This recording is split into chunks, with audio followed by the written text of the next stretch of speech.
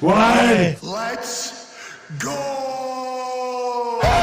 This show fucking stinks, and the fact that you listen, we are very, very thankful for. AJ, you never cease to amaze me with your toxicity, pal. You got a couple of these? God damn it!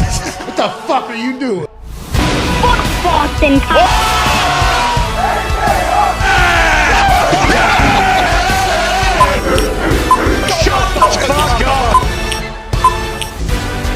Hello and welcome Friday, November 4th, the Pat McAfee Show. I am AJ Hawk, sitting in for Pat as he is down in Georgia. Football for game day. Sorry, I wasn't sure exactly where that game was for game day this weekend, but it is in Georgia for the Georgia-Alabama game. But that's not the football we're talking about, guys. We're talking about last night, Thursday night football. Prime Video, I believe, is what they technically want us to call it. Eagles 29, Texans 17. First half, we go into the first half, 14-14. Then all of a sudden, I heard Tony Gonzalez. I don't know if you guys watched the halftime show. Says every time. Davis Mills, he just got to take care of the ball. Don't turnovers. Keep doing what you're doing. Don't beat yourself. And then, boom, 2 turnovers. That's what happened in the game. I mean, that was the turning point. And Eagles win by 12, not 14, right, Diggs? Which was the line? That's a big deal, AJ. That's a very big deal, especially if you pick the Houston Texans. True. Did any of you pick the Texans? I made one bet last night, and it was under 22.5 completions for Davis Mills. He didn't even throw the ball 23 times. That's a great bet. Any other good bets you had from last night? No, that was it. Tone Diggs. You look right next to Tone Diggs, Bruce Brown. Clap for yourself, Bruce Brown. Hey, Bruce is here for Ty. I don't know what Ty's doing great, right? I don't know he's exactly. good. He'll be back Monday. Ty will be back Monday. He's doing all right. I see Boston Connor. I see Zeke back there. Evie, Mitt's back there. Nick Moraldo. Don't cut to Nick. He's wearing his fingerless gloves, still copper fit. It's hard to take him serious. Looks like a roadie working for a band somewhere. I kid you not. He has worn those every single second he's been in this office since Monday. Yeah, and his gambling record, Tony? Since wearing the gloves. Oh, it's hot. Skyrocketed. 13-4 this week, boys. Heating up on the ice. With the gloves. With the gloves. It's all in the gloves. copper fits at all times. How do you feel? Like, is it improving your circulation and everything? What does it do? It's seeping copper into my blood. It's ionizing my body. Yeah, it's good. So they didn't copper, market. rare earth metal. Brett didn't market the true power of the gloves is actually extracting money. Yeah. Big time. Wow. Interesting. The Midas attack. It's very tough to take you serious, Nick. Anytime Nick came to me a few look times. Who's talking? Who is back there? Actually, Nick, who else is back there? Gertie, I just saw he was back there earlier. Mitt's back here. Oh, where's our boy Billy? Billy, I think he's on a delay, right? He's in the back. Yeah, Billy, good to see you, Bill. I'm always on your side, Bill. Billy is my teammate in fantasy football this year. So, Bill, good to see you as well. And Phil just left, right? CFO Phil just took off from town. But last night, guys, did we get the fireworks we needed? I know there was plenty of big gaping holes, as Al Michaels was describing. I hope he's been watching In the Trenches with AQ Shipley. Is that why? Do you think that's the reason? Yeah, 100%. Him and Kirk. I'm sure Kirk was like, hey, we should probably look into this Texans O-line because I saw him break it down in the trenches. Boom. They watch the In the Trenches segment with AQ Shipley. Boom. They hear the big gaping holes. And Al Michaels probably thought, that's fucking genius. I need to say that. And all of a sudden, Al Michaels is trending on Twitter for big gaping holes, right? Yeah, exactly. Did I see that correctly? Two times. Okay. 2 times. Well, I tell you, it was Damian Pierce. Although they did not win the Texans, this dude runs so hard. Like I remember hearing reports on him in camp. I think when they said Pierce, like how hard he runs, his vision, his little subtle jab. Like that one. There can be guys as he's getting the ball. You can see guys like some penetration. He'll have some little weird subtle jab, some little hesitation step to give him some space, and then he's always finishing downhill. Like this dude, he's awesome. Did we not know he's this good in college? He went to Florida, right? No, and he was a 4th-round pick, so he had to be decent. But I guess now they have 3 or 4 starting rookies who are really good, and the main thing was the graphic they put up. They have 12 picks next year and 10 picks the next after that, 2 in the first round for each of those years. Top 10. Is Lovey going to be there? Is he going to be the guy to guide them through that transition? What do you think, Bruce? I think we need to remember. What? Sorry, Bruce. No, I actually threw it to Bruce. You cut. What's up? That's what I said. Sorry, Bruce. No, we always want to hear your brain. You know that tone. Were they better with Coach Dave or not? Oh, come on. Okay, so you're looking at the ready. I'm not asking that. I'm saying, is Lovey going to be there? I'm just saying Coach Dave was a sacrificial lamb last year. Where is Coach Dave now? Coach Dave is probably fishing somewhere. Hopefully he got hanging out. Did he get a big old check, I hope, at least? Yeah, probably. He was only coached for 1 year. I assume he's Plus, they told him, hey, Josh McCown's going to be the next head coach. Yeah, whatever happened to Josh McCown? Is he on staff? No, I don't think so. I don't think he's ready yet. I think he's still kind of enjoying the retirement. Talk of him getting the Eagles job, too. Josh McCown? Yeah, there was. Sirianni. Bruce, I asked you, or when I started to ask you earlier, do you think Lovey's going to be there to see this, like all these picks, and try to figure out a way to rebuild this situation now that Jack Easterby and some other guys are gone? I think they definitely give him a second year for sure. I mean, they need wide receivers out there. No Nico Collins, no Brandon Cooks. That could have been the difference too. You know, maybe you don't have Cook's situation's not gonna interceptions. That was his own. No, he might be done. Yeah, I don't know what do you do with there. him? He wanted traded, right? There's reports he wants traded. The deadline comes and goes. He's not traded. They kind of set the precedent that they were going to trade him. Well, they let another player sit out for like a year, and then traded him. So he might get the Odell treatment. Just don't play, and then they'll release him, and then have someone let him. How much would they owe him on dead cap and all that if they do release him? I know. I think it was like 18.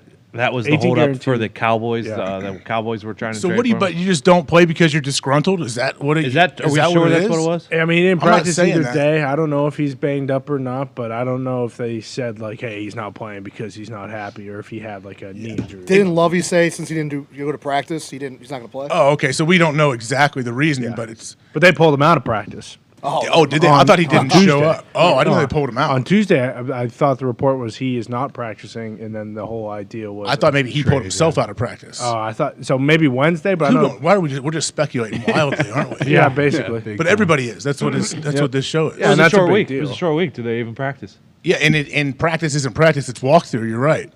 Hypothetical injury report. Could have easily played. I mean, He could have, He's a right? vet too. It's not like this is his first rodeo. All right, we'll flip into the other side. The Eagles. The Eagles are the Eagles, especially the second half Eagles, right? What about the first half Eagles? Anyone worried for a little bit? Oh, maybe this team isn't who we thought they were. No, there wasn't one point throughout that entire game where it's like, oh, the Eagles are going to win by. That one was so easy less than after 10. the pick. So yeah. Simple. Davis Mills throws the pick, very first play, right? Yeah. Touchdown. The whole Next entire play. drive, really. Like on their opening drive, I think it was 18 plays. Like there was, I mean, they scored on a fourth and goal, just like a run to Sanders. But there was never anything like in their offense or really in their defense where it was, that's a massive. They never went down more than one score. So you were never like. You never felt like worried, but you were always like, okay, it felt like, can the Texans keep this close, I guess, is what we thought. At least in my brain when I was thinking throughout the night. Yeah, I mean, they went right down and scored too, and then they answered. Like the Texans hung in there. I definitely thought it was going to be a bloodbath. It does seem as though with the Lovie Smith and the Davis Mills that those two might not be the future of the Texans. Like if they have two top 10 picks with the Cleveland first rounder, right? Yeah. So if they have a chance to draft C.J. Stroud or Bryce Young, like, are you not going to do that? Because then you can also get an O-lineman with that second first-round pick, and then maybe get like a young offensive head coach for a young quarterback.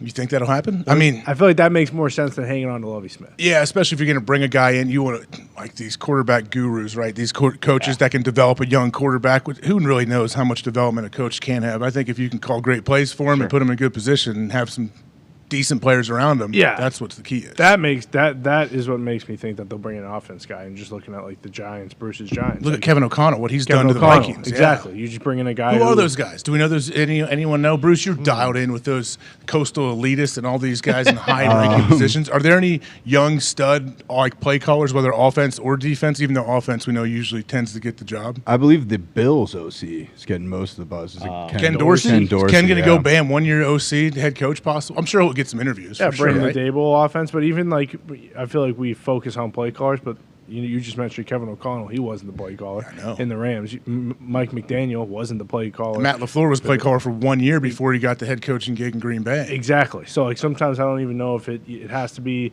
the play caller, more so the system. But then you look at like Nathaniel Hackett.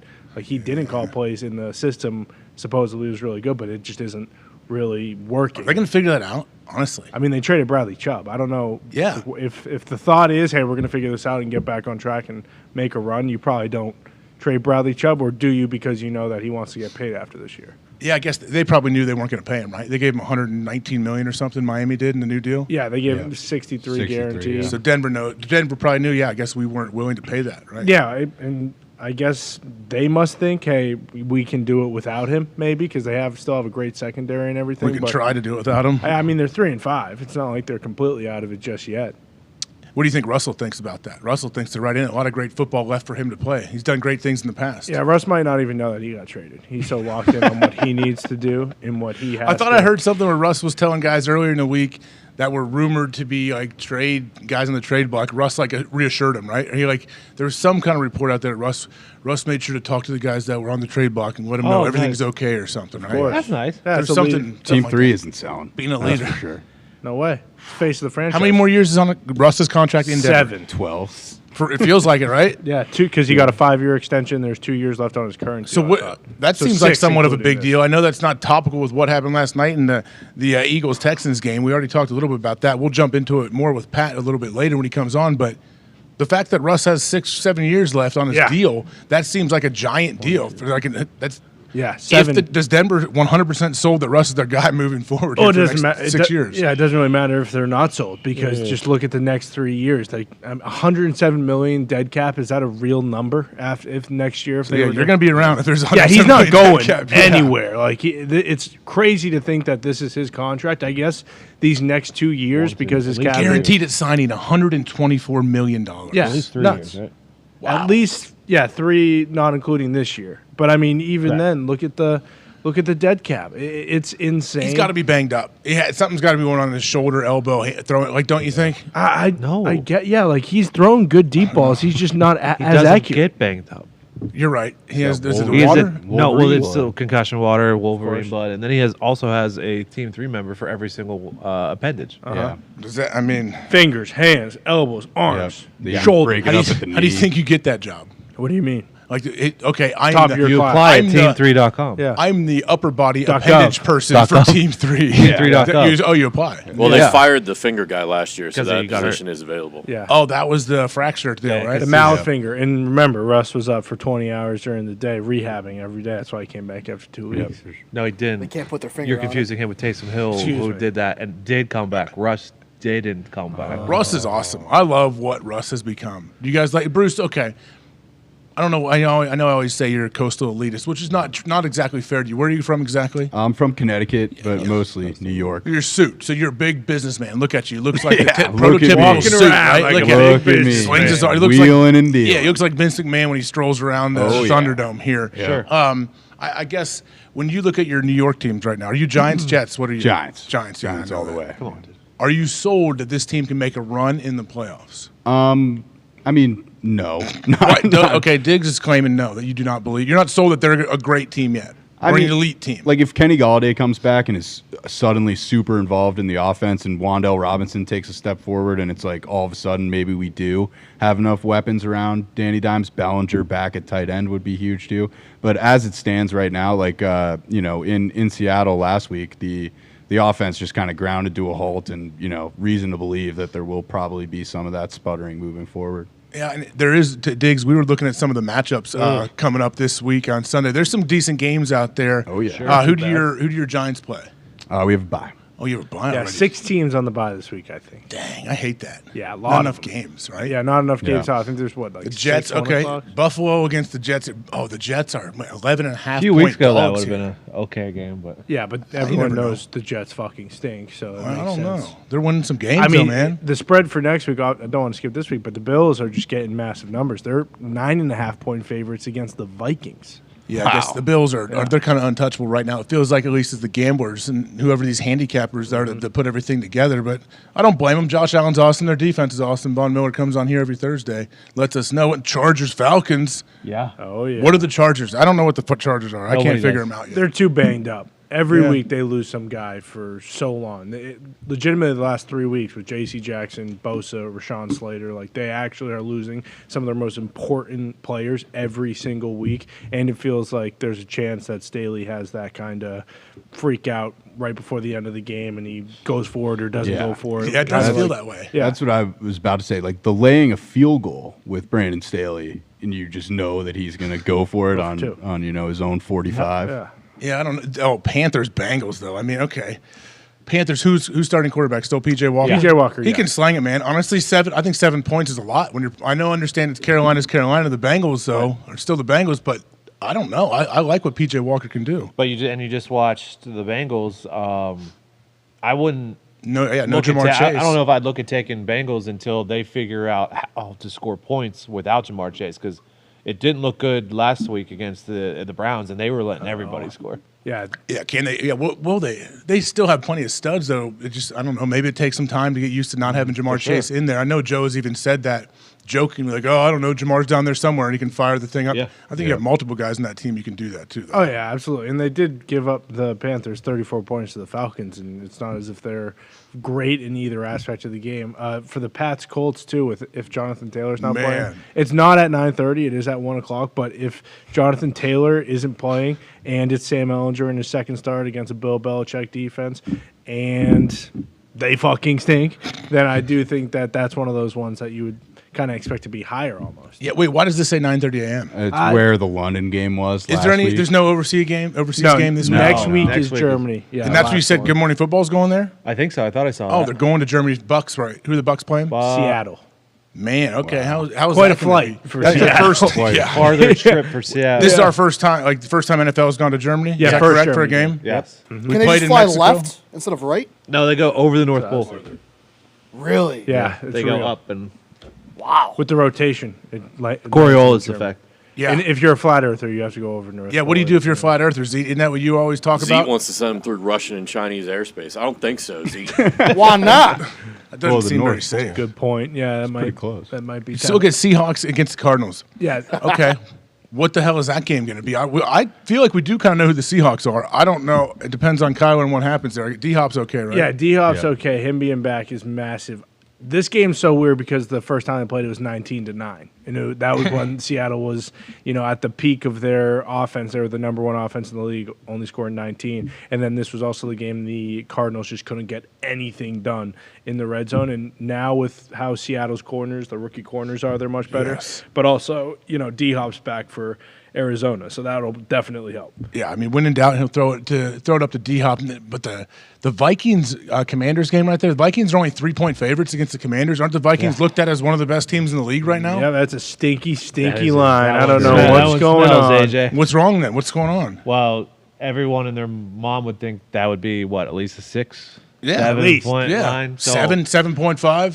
Smells like fish. They're dangling the fruit out of here. Say, Why? hey, Why are they take doing the that to Vikings. us? Why do Take you do them. that? Because Heineke's got so much fucking moxie. They So might much do Yeah, that. moxie. Every game Heineke plays is a field goal game. Yeah. You're telling me that Kirk Cousins doesn't have that moxie? You see the chains he's wearing with his teammates. I agree. Is He does. Chains moxie or is that Kirk gritty. He does a gritty too. or right? is that cool? both? Super cool. Tons of moxie. What? Dress is Can amazing. drink a beer with the guy. Can you? Yeah, you probably can. Probably. Yeah. think so? Maybe. Lots maybe of 'em. even if- Definitely. lemonade if it's not. Yeah. Yeah, either one. Nice, cool lemonade on a nice hot summer day Sure. in Upper Michigan. Sure. Upper Peninsula. Upper Yeah. Peninsula. I love the way Summertime. Kirk plays quarterback, but I feel like he might wear like a pen protector on his. Oh, What's wrong with that? That's fine. What's That's wrong fine with that, me. man? Yeah, he cares about his job. He wants to take Perfect care of his dog. clothing. I'm just saying. Grinder. And when it comes Grinder. down to it, like you mentioned with Kevin O'Connell, what he's done with the Vikings, it feels like he is actually the guy up there and has made Kirk into a much better quarterback. Yeah. This is one though that because it's 3, you almost want to stay away. Yeah, that's a great point about Kirk, though. Like, he believes in Kevin O'Connell. He has it does feel like Zimmer, I'm sure, wanted to believe in Kirk. It didn't seem like he always did. No. As much as Kevin O'Connell does already. That's what it seems like. It empowers Kirk, and To the the quarterback position is all about confidence, I feel like. And Kirk has to feel pretty damn good about where he's at right now. To the point, there's also 80% of the bets are on the Vikings. So Yeah. Why are they doing this to us? as an automatic stay away from me. Just stay away. Don't I'm not even saying I'm going to take the Commanders. But it Because- should move, right? If there's that many bets Correct. on it and it just hasn't. Yes, like the Vikings should go to 3.5 or 4, 4.5 or 5. Yeah. If they're Yeah. not. We'll probably at least get I would the think at hook. 3, you would want to take the Vikings right here. Absolutely. Yeah, all day, Absolutely. right? And then you don't want that to get up to 6. For sure. If that's your side, take it now. As Oh, yeah. opposed to Don't waiting change until it. Before it Sunday. changes, yeah, because it should change, right? Yes. Absolutely. With Kirk, too, it feels like he's kind of has more so of a say and like a voice. I don't know if he has, hey, let's go trade for this guy, let's sign this guy, anything like that. But him saying how he wrote out all those things at the end of the season for O'Connell and what they need to work on and stuff, it just feels like the respect between the two is much higher than it was with Zimmer. And, yeah, I'd say. And Zimmer, too, like he's a defensive guy. There's no point for him and Kirk to be on the same page with everything because he's not calling plays or anything. Yeah. But with Kevin O'Connell, obviously, it feels like they're a match made in heaven. And also, like, I don't think people would understand the amount of time it would be. Like, okay, if you have a defensive head coach, let's say how much time a defensive head coach would spend with the starting quarterback, like Kirk Cousins will say as an example for this. Not that much time with him. But he'll run a team meeting. I'm sure he has some meetings where he sits in there with game plan. The head coach is there. Probably not all of them, though. It's the offensive coordinator and whoever's calling the plays and the quarterback coach. But then you break up, and then you see him at practice, and the head coach is always roaming, whatever. But if your head coach is calling your offensive plays, he's in every meeting with them. He's in with every time, every individual drill probably, every single thing he's doing. So that's a big deal. Kirk hasn't had that, has he, his whole time in Minnesota? No, because he had your guy Zim. Yeah, no, he's had Kirk the entire time. Who hated him. And it seems like it, right? Yeah. Like with what Von Miller said yesterday about like being traded to a team, how it kind of like re-energizes you. I don't know if it's the same thing, but having a new coach in there has probably. Remember what Vaughn said? He goes, "No, they wanted you here. They wanted me." Yeah, Remember when he said that? It probably does. Everyone likes to feel wanted, right? Yeah. So it probably is like, okay, man, this is weird. They just kicked me out. But actually, no. If you view it like, no, they wanted me this bad that they're going to give up stuff to bring me onto their team. So this is awesome, actually. And them going and getting T.J. Hawkinson. It's like, oh, okay, so they really think that I can make something of this season. Like, we have another weapon on offense. Now that we have talked about it, I might take them at -10 because I forgot to pick on T.J. Hawkinson. You got me thinking about Kirk, like how juiced Kirk has to be if he actually looks around. He's like, this is so different than what I'm used to. I wish I could have been doing this my whole career. Is coming back. Here we go. Here it is. We got little it. CTE. Commanders defensive end. Chase Young. He's been Chase been like just practicing. Reestablished to start practicing, so they have like a 21-day window. I saw him on some drills. He looks good right now. Yeah, Chase looks amazing. huge. Yeah. He's a monster whenever he's I'd able to also get back like out to there. report a crime. Uh-oh. Who did that to the Steelers?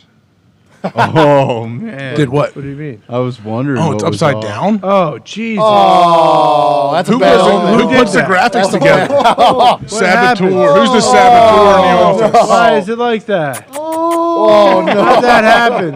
Is that Zeke because he did the kisses?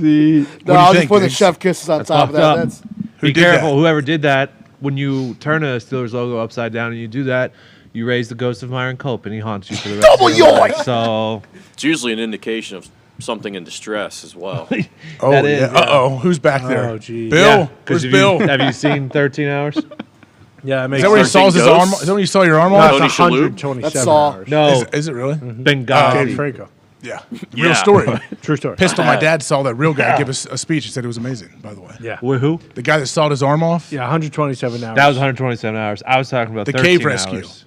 Yes. Was that the cave rescue? No. 13 hours? With that being said, Jeez. also That's Kirk- 13 Nonetheless, Con, what were you That's saying? 13 Lives. Really good movie. You we should have watch a that. Kirk Cousins Scary. revenge game here too, because you can't. Yeah, forget you're right. That he Oh, used yeah. to play for the Ooh, team. you're right. name. Like now he's going back And to now, their place with the and poop his pipe. backup Bingo. quarterback at the time, who was once a starting quarterback, has raised $4 billion already to Okay. buy the Commanders. Diggs, Look out. You want to explain what you're talking about right Okay. there real quick for people that might not know your exaggeration of It's not something going it's on not, right now? It's not RG666. Okay. Yep. Of course, Bob. Robert Griffin III. Robert Griffin III. There is a statue outside of Baylor's stadium. Correct. Evan Yep. Fox did a nice. documentary on it one time. It's really nice. It Oh, did really statue? well. It came out this week that Dan Snyder, the owner of the Washington football team, Yeah, Commanders. Commanders is gonna sell the team.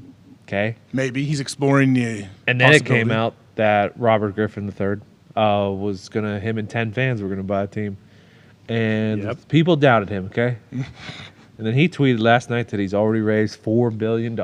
I think he said I've already 400. secured 400 million. Yeah. Somehow, Oh, and I I don't missed- know if that was tongue in cheek or he really has secured 400 No, million. he definitely has, and I did hear per sources Definitely. that Bezos and Jay-Z are now pulling out because Because of this. Oh. because Bob Griffin has 400 million. Bezos said, "Fuck Yep. it, I can't touch do this. that, yeah. I'm not doing this." That's the Especially face against of Bob I Griffin. just raised $400 million. and it doesn't even make a dent in trying to buy this football team. No, you need 100 times that, 10 times that. Yeah. No, How much cash you have to, Bruce? You know these. Like, how much is actually money in cash and other stuff? Cash Like, I would man. imagine you need like at we least talking like liquidation? 40% down. Right? You think? Hopefully. Probably. a shit ton. Yeah. I mean, if I he's- bet you can look into it if you look up the Walton purchase. Yeah. It's got to be. There's got to be a certain amount, like a percentage you have to be able to put down. Yep. And then Bank that's a of lot of America money. will be the people kind of Yeah. trying to flesh that all out. Yeah, I cannot imagine how long that would take and how much like due diligence goes into trying to buy an NFL football team. Yeah, well, Yeah. Walton, because they are like by far the richest owners, I wonder if they could do it just in one quick little. Because I bet we can find Send out one about check. Elon too. Sure. Yeah, Boom, just here we one. go. Yeah, because what they're worth 70. He's They worth must put up 70. at least 30%. Oh, 30%. Okay. Yeah, Walton had that close. laying around. But like his when house. huge companies are sold, though, Bruce, like you could, a lot of it's like in stock, and right, and it's Oh, not yeah. just like, oh, this bought this in cash. It never happens. It's always and then a it whole weird combination. Vests over 4 or 5 Yeah. years. They probably do kind of like break it down and pay over 5, 6 to 10 years, for like taxes and shit too. You better have a good couple tax people working for you to help save and like yeah. where you can. Ben, oh, Aff- goodness. Ben Affleck. I'm sure See you can. exactly. You can The just accountant. In the accountant, yeah, he's the best of all time. He kills people, though, right? Well, let's not give away In the movie. I mean, I think it came out like in 2003. Yeah, it was an We're safe. unbelievable movie, and he doesn't kill people; he tactically takes people's lives. There's a So what's big the accountant? difference. What's the accountant part? He's genius. He's the accountant for like cartels and shit. Yeah. Yeah. Big But time he's CPA. also assassinating them, people Yeah. for the cartel. He had to study so For many hours himself. to take the CPA. Talk about a triple threat. He's Oh, like the yeah. Batman of accountants. Yes, Exactly. exactly. And I killed him. The I girl didn't from really. the girl from Pitch Perfect is his girlfriend. Which one is Anna. that? Amy? Cups. No, Anna. Anna Kendrick. Yeah, Oh, she there it did- is. yeah, she's really good at that. Yeah, you know the Cubs. She doesn't huh? sing in the accountant though, which Yeah. That's a did miss. piss They me dropped off. the ball. That's a there. miss. It's not a musical though. Could've Yeah, been. but she No, could. you But there can could have been a still do, like, scene a like where she's like Skyfall. in the kitchen or something, just singing. Like Did you making guys see breakfast. when J Lo was serenading Ben Affleck at their wedding? Oh, No. tell me more. He was sitting down in a chair on the dance floor, and she stood there and sang in front of the whole wedding party. And I think I saw a report where she was actually pissed this video came out because Ben Affleck looks very uncomfortable. How it are doesn't the look like it would be fun. hors d'oeuvres? You were there, right? Wouldn't that been? I would have gone. I would. she You know what I've sing done? I would Jenny? ate shrimp cocktail there too. If I would have gone to yeah. their Goddamn reception. They don't have. They didn't have shrimp cocktail. They had. they have? Dunkin', They had right? Dunkin' fucking Yeah. iced coffee and a cigarette on the side. Marbreds. When in Rome, then I'm in. I can't bowl. wait. I would enjoy that. Yeah, his but- brother wasn't there. I heard though. Well, yeah, they did say Casey got too drunk and stole everybody's iced coffee. And That'll smoked happen. Vanilla everybody's taps. cigarette. So unfortunately, it did kind of turn into a sour night. That's probably why it was uncomfortable. You think they're gonna make it? J Lo and Yes. Are you Oh, yeah. kidding Ben. me? Second time's a charm. True love. What do you Well, they mean were never second married. time? They weren't married the first time. Yeah, was it? this is That was the Bennifer situation. Yeah. exactly.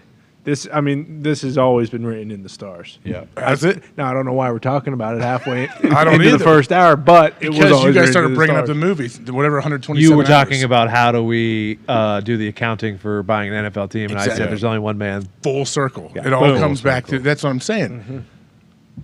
These different groups that they could put together to purchase teams, possibly. Yeah. I guess what are they looking for? What is the NFL looking for? What do you have to show?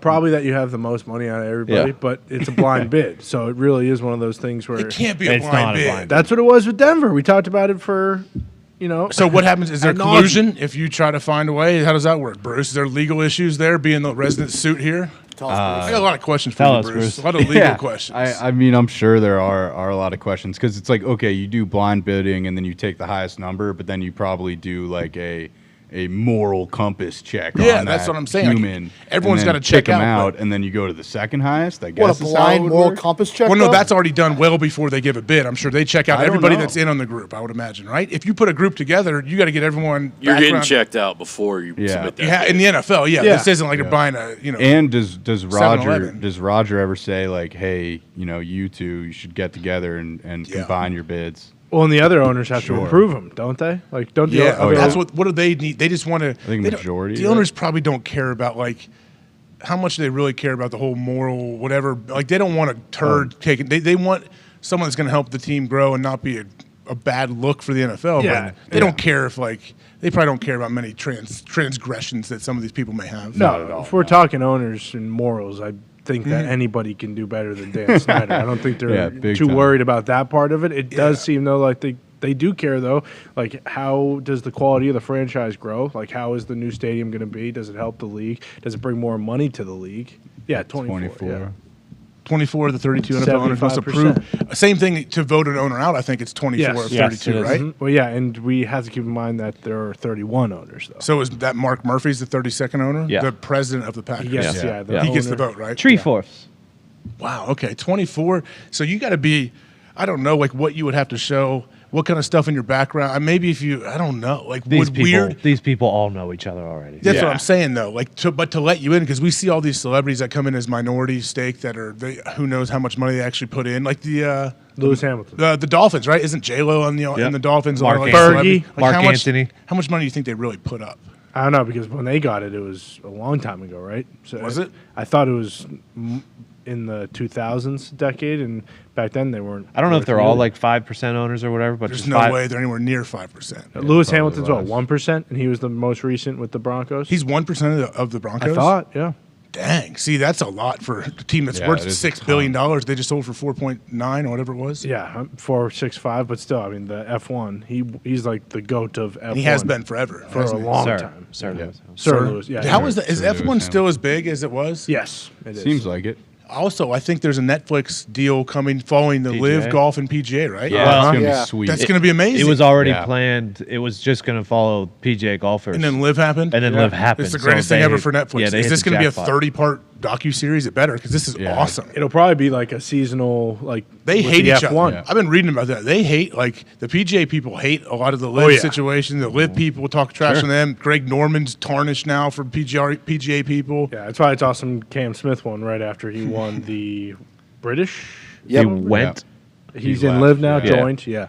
Right after winning the And then Open. Patrick Reed is suing, like, 5 different people for Well, $750 million in the PGA or Yeah, something. be careful. Writers? He's Be- suing writers? Yeah, be careful what you say about him. Yeah, I'm not saying anything. I just read that part. I was about to say something, and I remembered. Yeah, he might come after me for everything. That So what is he? Bruce, how's he do? How's this work? You're the legal guy here. I hate to keep bringing that up, but he's suing like writers or papers. defamation. Yeah, I right? don't For know. defamation, saying they slandered me. It seems like he'll probably lose that one. You would think. Does he hope they'll settle somehow and give him something, or he just wants to? I guess he wants that out Yeah, there. I that think he he's suing wants these it. people. I think he wants a retraction. Okay, I get it then on his Get people Hey, to pipe retract down. that. I'm not a retraction. bad Like guy. a retraction matters. Like anyone Yeah. cares about that. Or Well, he's sees also it. been caught cheating. I mean, it's not as if. Has he? A few times, yeah. On the golf and course? like berating Well, his caddy. allegedly. And, His wife used to caddy for him. I remember. She was, but say allegedly, man, just small little gal carrying that big bag. It was Yeah. impressive, man. That'd Yeah. be. Whew. yeah. I mean, that's the You think any of golfer. your girls or wives would carry the bag for you if you were PGA Tour pro? Absolutely. Bruce is going to be one. I've seen your swing. Absolutely not. would I you think want them I think to? Duffner's wife did too, but I don't think they're together anymore. They're not, it didn't work out. You don't say. Well, probably because I mean, when you make someone carry 4 logs of Skull Straight around the golf course every day, I wonder how it's going for old Akshay Bhatia. yeah, our he had boy. his girlfriend Oh, who yeah. he met online carry his bag. That and would he get won. old real quick for the girlfriend / wife, I would imagine. Yeah, I bet it would. that would stink. probably put a lot of stress on the relationship. I think. Oh, you think? Yeah, if you're not having a good round, how's that? How are those Are we conversations there yet? going? 5 iron, huh? Come on, Zeke, you can't say that. Yeah, it'd probably be like somebody that all of a sudden their new like boyfriend is a stand-up comedian. Like, this is so cool. Look, all these people. Look, they did all these shows, and then all of a sudden they see him do the same show 4 or 5 times in a weekend, and you're like, oh, I think I might just stay home next weekend. Happened Like, to Jerry. don't need to see 'em all. Happened to wears Jerry off. Seinfeld. Did it? He say that? Yeah, a girl wasn't turned onto him anymore because she didn't like his act. Really? Is this his Right. current wife? Is this episode in Seinfeld or Yes. is this real? Oh, this is an episode. But everything was based off of real life. See, I so- don't have a whole lot of Seinfeld knowledge. I don't know if I've ever sat and Loser. watched like a full episode from front to back, but I know a lot of the Seinfeld famous bits. Sure. What's I the deal guess. with Ovaltine? It's not Ovaltine. That's gold, Jerry. That is a bit. That's one of them. Yeah, oh, yeah. You can I've always never tell. seen it either, so I am in the same. When boat did it as go off the air? 96. Are you serious? Yeah. I'm pretty sure. Yeah, I'm so I pretty only ever saw reruns when it came on. Like, sure. Still the most watched TV show of all time. No. The season finale, right? MASH is, I think. the Office is the most streamed on Netflix Oh, back when it was on Netflix. I thought it was But like- not anymore. Coco Melon. It was has- 98. I believe Coco. And this could My be kids wrong. like Coco Melon. but I believe Coco Melon is hit the 100 billion mark. Are you serious? Swear to God. The 76.3 million watched the final episode of Seinfeld. That seems like a lot. What's a good number now? Like 700,000? I mean- to watch an episode of Oh, TV? like- for TV. Like what? Oh, Yeah. like Baby Thrones Rock. is- Baby Thrones Rock is- show. Thrones Oh, is- it starts tonight. Make Thrones sure you is watch. absolutely fucking 700K thrilled would be with 10 huge mil. win. yeah. Who is? Like when the Thrones finale was like 10 million, 12 That's a million. lot something right like that. now. I mean, think about the football games. Think about what's That's the only thing that gets that giant. Sunday Night Football's getting. Also, Thursday Night Football. Speaking of ratings, how did Jake Paul Anderson Silva do? Do anyone know? Any numbers Jake Paul come out? knocked him out. No, he won a decision, but he knocked him down, though. He knocked him right? down, sorry. Yeah. People are trying to claim it was They all are allegedly. it was a fraud situation. Really? But did anyone know what kind of sales it did? No, I don't know. They both donated to like fight camps. I know Saw Lev that. lost his fight. He did. Who did he fight? Oh, he fought Uriah Hall, I believe. Who Yes. was this monster? Uriah Hall is no joke. Yeah. You can take him. Yeah, Lev Bell No looked way. I pretty could good. never. Who? Lev Bell He looks looks, pretty it good. looks though. like he's in shape for And sure. Uriah Hall actually acted like he had some respect for him too. Is that going to be a thing? Oh, yeah. NFL guys just continue to For sure. box. For sure. Yeah. Why not? Or rap. Well, if you could rap, but When are you boxing? Cole Beasley, he's rapping. Yeah. I don't think I can eat those shots anymore, Nick. I don't know if you guys ever box. You go against somebody that knows what they're doing. It's No, a thank scary you. situation. This is not. We're not just standing here and throwing punches. You're like you have some strategy and you're moving and you have footwork. I wish I would have started You know doing what that when I you're was a doing. kid. Yeah, but you have an iron jaw. Yeah. Yeah, I know. I don't think I do. You can't teach that. I think we all have like a finite amount of hits we can take, we can Yeah. absorb, and I don't know what my number is, but I think I got pretty close to it. You're up So, there. yeah, I think so. Even though I feel great, never had a concussion. Knock on Sure. something. Doesn't matter. That stuff doesn't work. Knock on that head. Wood. Who started that dumb thing? Knock on wood. Knock on wood. Witches. Yeah, woodpeckers. Just like, oh, hey, make sure you put a coat on. If you go outside and your hair's wet, you'll get sick. That's a myth. That's stupid. Don't believe Is it. it? No, but you're definitely not Oh, supposed you'll to. get pneumonia. No, you won't, bud. And I'm Swimming- sure people hate me. You can't swim after you eat until You gotta wait an 30 hour. minutes. Hour. 30 30 minutes. minutes. It was an hour when I was a kid. 30 minutes That's now. I tried to So explain long. that to my kids. I'm like, parents used to try to tell us we got to wait an hour before we can swim, and my kids are like, "What?" I'm like, "Yeah, that used to be what That's they real. did. That's real. That was what. So they didn't want you to puke in the pool. So you right? don't Right. cramp up. Or Yeah, poop. Cramp up. Who cares? Cramp up. Cramp shuffle up to the and- side and get out of the water. Cramp up and It's drown. 3 feet What are we in deep. the? Is this an open ocean swim certification? See, I thought it was because of puking and pooping. Yeah, it's no. I thought it was puking and dumping out. Like, hey, someone has a backyard pool. I can't have these turd kids taking dumps and puking in my pool. No, that was sold to us as if you cramped right after you swam or right after you ate while swimming, you die. Well, it depends on. I've caught out in Tahoe. I've caught a hamstring cramp when I was farther out than I would like to be, and I could not stand. And the tide's pushing you out. I've caught a hamstring cramp, and instantly I remember I was like, "Oh, I get why people drown. I get it." I was already dead tired from trying to swim in, and then I got this cramp. I'm like, "Oh no!" And you have to like one leg at one arm, try to like it. That is nothing to mess. That gave me a lot of like, okay, I'm never gonna blame anyone for drowning again. Sure. That would suck, man. You almost drowned, Diggs. You looked at me like you had something. No, Oh, that's when he Never. threw that like stone, and then he got dragged. Cinder in the water, block. Yeah. no. I mean, I've been in situations where you're playing pool basketball and you're under the water for longer than you would like to be. Yeah, and you that's think chicken. you think you're gonna drown, but no, I've never almost drowned. Or maybe like, you ever get stuck at the wave pool as a kid and you get underneath and all of a Those sudden there's things are kids scary. everywhere And all all of you a can sudden, see oh is no, inner tubes above you. you don't know which way's up, which way's down. Yeah, that Those are scary happens. situations. Think about that now. That's the most dangerous thing of all time. Right? Wave pool? Wave Yes. pool. Yeah. Yeah, I was crazy. in one. I don't know, a year or so Death ago. We traps. go on that Buckeye cruise. We stopped at a place that had a wave pool, and I was like, "This is awesome." I hadn't been in a wave pool forever, and also I could see how kids go missing all the time in there. Don't go too close to the top of Oh. that wave. Yeah, Wouldn't we'll that suck be you right in. down? One of you guys there's called the Beach Water Park by Kings Island in Ohio, and I used to go there, and their wave pool, I was always so scared of, you get closer to where the deal is that makes all the waves, it's like a grate. And I always got so scared of getting anywhere near that because the water got dark and super deep. And I thought I'd go there and like my trunks would get stuck in the grate or something, and I'm boom. Yeah. I'm just stuck down that's there it. dead. That's the least of your worries, my friend. That suction will pull your intestinal organs Exactly. right outside your butthole. And Yeah. just swoop right out of your body Yep. into the I've pool. heard They of should that probably one, put a too. warning sign up or something for that, right? They Yeah. should. I mean, Stay away from the suction. they should also warn you that the pool Kids is, probably put their little little meats by that if you hear that. All Those the time. kids, little perverts, right? That's what you would do. Suck zone. Nah, I wouldn't. That's what you would do. That would scare me. I think I'd pull it right off. Why would I you're, do not, that? you're not even a kid and you still do it. But I do believe people are more concerned about how the pool is 75% piss because of how all the kids are in there all the time. And you told me the adults aren't pissing? no. Yeah, you never would pee in a pool, I bet. I haven't been in a wave pool, I think, since I was Any 8 pool. years old. A pool. Just a pool. Oh, in just general. any pool? I don't pee in the pool that is at my place of living. However, I have peed in a pool before. Have you yeah. peed in the pool of the place I you live? pee Yeah. in No. every single pool I go. Well, no, you just gotta Not put. You that gotta place. put. If you own a pool, you got to put the sign up that says, "I have the chemical in here that if you pee, it's going to turn bright pink or something." Yeah. They used to scare us as kids with that. That's another. That's fake. Grown ups, too. Yeah. Like if I'm Is it? drinking and I'm They showed it. I'm in the pool, I'm going to drinking. pee in there. If I'm living, if I'm swimming, I'm not like I remember. Okay. Well, guess what? If I'm in a pool, I'm drinking, Age. Oh, there you go. Dude. I like that. My pistol, my dad. I think I've told the story in the show one time. My brothers and I, we never let pistol. We never let him hear it. Didn't let him live it down. One time, he got out of the pool at this place, giant pool place, and he walked like 300 yards to a bathroom to take a leak, and then he came back in. And we're like, "What are you doing?" We couldn't believe that he walked all the way over there. He wasn't trying to set an example and telling us not to pee. He just was doing it. I'm like, my brain didn't understand that. He walked so far, and he wasn't over there dumping. He was peeing. Oh, he's an honorable man.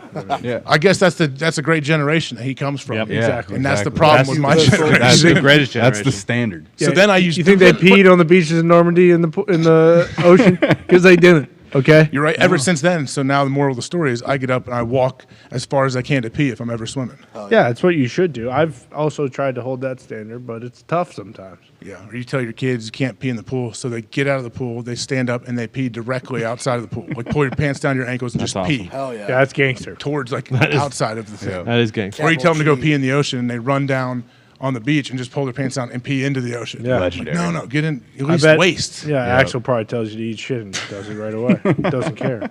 We just hope he's not trying to eat his own turds, con man. Really? He eats his own poop? Is that a hawk thing? Or? Luckily, he is not. But I've seen pictures of people who have kids where they took their they had the straight chocolate diarrhea. And sorry, Evie's shaking his head. Evie's got these nice, naive little ears. I don't want him to hear these gross Finish the things. story. The chocolate But diarrhea. And their kid, I guess, took it off in the middle of the night in their crib when they're real young. And kid couldn't get out of the crib, took it off and just smeared dumps all over their face, all over the crib. Like and war it paint? horrified me when I saw it. I was like, so did you burn the house down? Like, how do you, that room's never clean again. Yeah. The kid's probably never clean again. Their kid it looked like pudding, smeared all over their face, everything. So is that why Bobby Carpenter started that thing with his sons? Because he wanted to kind of change the view of what his kids were after that? This is not Bob. Okay. This is not- Okay. but not Bob. I think it's more common than we think. I really do. Of kids taking their diapers off and spreading turds everywhere. Probably. Yeah, I have no What are we experience with talking about? With that being said, guys, we're going to take a quick break. You know that, Diggs? Oh, okay. We are going to take a quick five. We will have Pat here at the 1 o'clock hour at some point from Georgia. Oh, man. Can you imagine what that campus is like? I am pumped. for Georgia, that game. Alabama. Yeah. Awesome. And Oh, no, LSU. What time's Tennessee. kickoff? Tennessee. Yeah, Georgia, Tennessee, Tennessee. what, 3:30? And then My bad. Bama, LSU right Yeah, after? Bama, LSU, I'm thinking. Good day, Nick. What Yeah. a great Unreal. Saturday of football, followed by a great Sunday of football, which will make our picks also when Pat comes on here. Con. Just be taking sarcastic. the games on Saturday because they're going to be really good. And then remember those games on Sunday because there might be some duds. Well, no, just manage your expectations. Exactly. Go in being thankful that this is awesome. I get to watch NFL football on Sunday. We And- thought last night was going to suck. I actually thought Yeah, that was a pretty not good bad. game. Good game. You guys all looked at me like I was a big douche when I said the Texans could cover 14 and it covered. It was 12. Yeah, you were right there. I just think Had to take a shot. this weekend we should just be careful. And also, to your point, though, we should take it in because this will be the halfway mark. After week 9, we're already into double digits. And fast. Foxy sent something in earlier. We're only 100 days days? away from the Super Bowl. Jeez. 100 It's days. November. 100 days. That's nightmare fuel. 100 thieves away from. Jeez. 100 days. Well, Time goes faster in the fall. It does. 100%. oh, goes it faster. absolutely And does. speaking of, daylight savings time's on Sunday, so you will So get we're Is going that the last time back. we fall back? Yeah. we fall Allegedly. back. Wait, so fall back We spring this year, forward. and then I think we spring forward in we're March. losing an hour. And then it's done? Yes. No, you're gaining an hour. So if you were usually wake up So at this is 9, why you want to go. If you're in college and you're out and you think the bar's closing, nope, we got an extra hour. Bingo. Hell Yep. yeah. Big Got it. night. If you usually wake up at 9, you'll More wake up at booze. 8. So keep that in mind with the games too, because when noon Well, now comes it'll around- finally be light early. It's not light till like 8 a.m. now. So yes, now now we'll change that. Yeah, light earlier, dark earlier. Dark at 2:45. Yeah, which is tough for you because when you go pick up the kids, don't you almost crash like 15 times? Well, it's usually we'll be driving home from here. But no, the kids in the car, More. I could never sleep with the kids in the car, man. I'm too responsible for that. But nonetheless, we will be back. Let's take 5, quick 5. On the other side, we got a lot of good stuff. Pat will be here a little after 1. Stay there. We'll be right back. Take 5.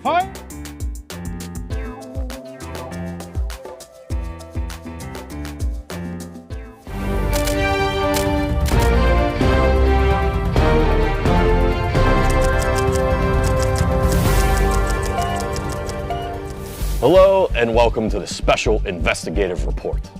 Much has been made in the media world on the life and charitable donations of the man Pat McAfee, especially lately with the rise of the ever popular Pat McAfee Show. a show that, in his own words, stinks. We thought it privy to dive into the inner workings and machinations of this tiny business, this small regional show that has reached international discourse.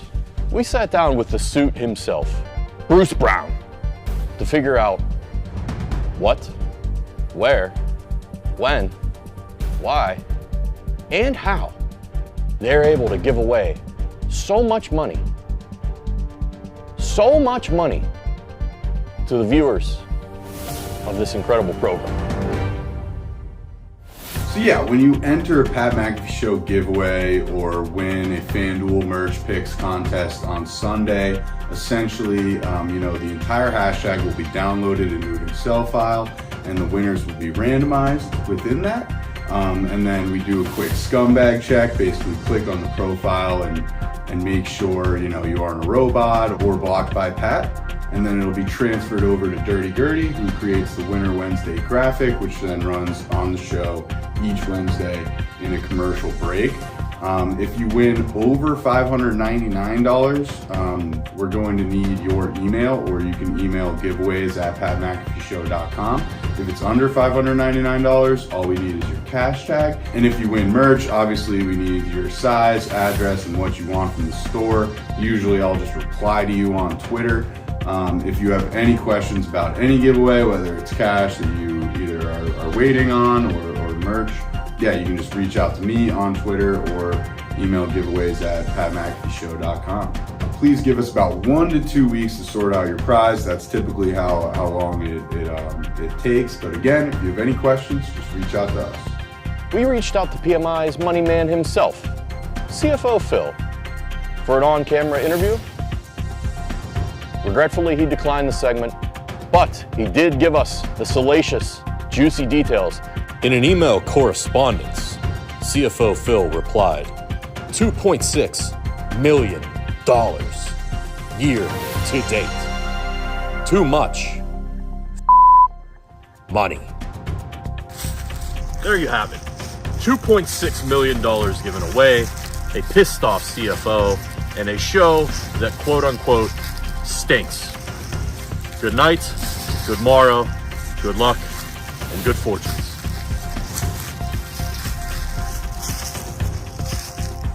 The great Pat McAfee is joining us. Hey. Absolute honor to be here.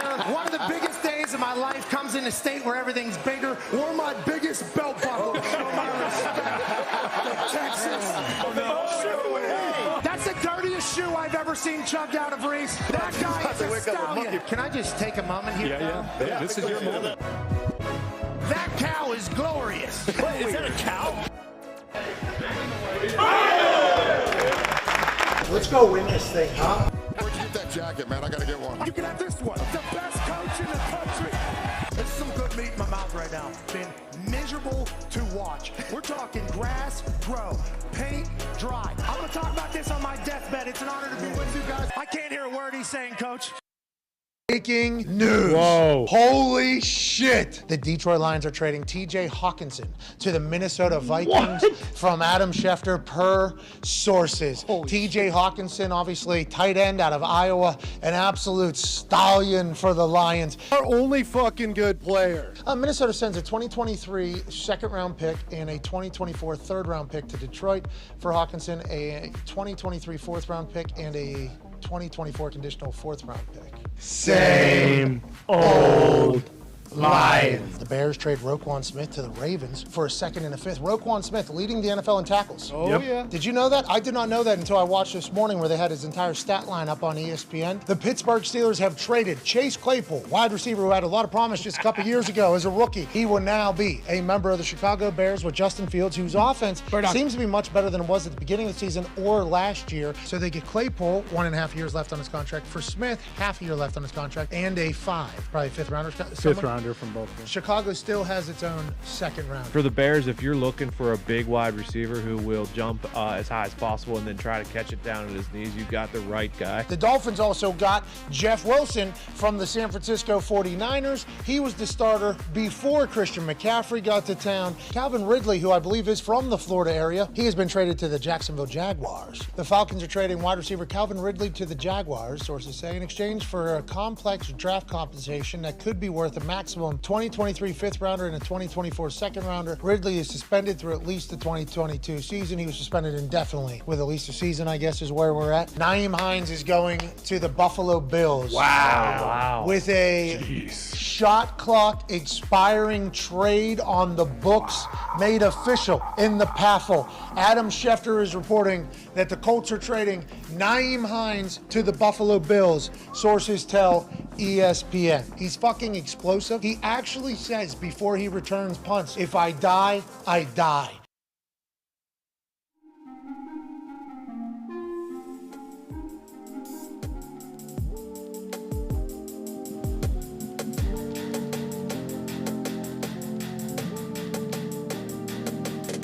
Welcome back, Friday. Whoa. What happened the other day? Sunday. I'm so excited about football. That's the problem. Hell Friday, yeah. November 4th. Obviously, Zeke, I appreciate you guys. I know I threw you off here right before we came back on air. What camera we're coming back and everything. That's 100% on me. Yeah, we And didn't change a bunch of wires because that changed. But it's I fine. tell you It's what, fine. you guys know how to. You're light on your feet. You can make changes is that at a fat any joke? moment. Thanks. I really appreciate. Oh, Come on, AJ. man. I am. Oh, Come on. Jesus. All right, I'm gonna let you people behind the curtain a little bit. I have a little talk back button right here, right? I can Sure. press the button and talk to Zeke. I told him right before we went on air. I pressed the button. I said, Zeke, you look great. You did do that. Didn't I? Thank you. Really? Yeah, you did. Boom. Yeah. He does. That's weird because when See- you walked in, you said, "Who the fuck ordered Taco Bell? What are we doing? It's not even noon yet." That's not what I Then said. you looked exactly. Somebody you looked had. right at Zeke. What's wrong with Taco Bell? No, I think it was actually Nick it eating was. some tacos earlier Oh, today. so you had a problem with Nick? Okay. I have no problem with Nick. Taco Bell's He great. hates my gloves. His gloves, I have a hard time looking in his direction. Probably how he felt like looking at the mask I was wearing on Halloween. Probably love similar that how I mask. feel with this. I was hoping you were going to wear it today. Yeah. How long did you wear that for?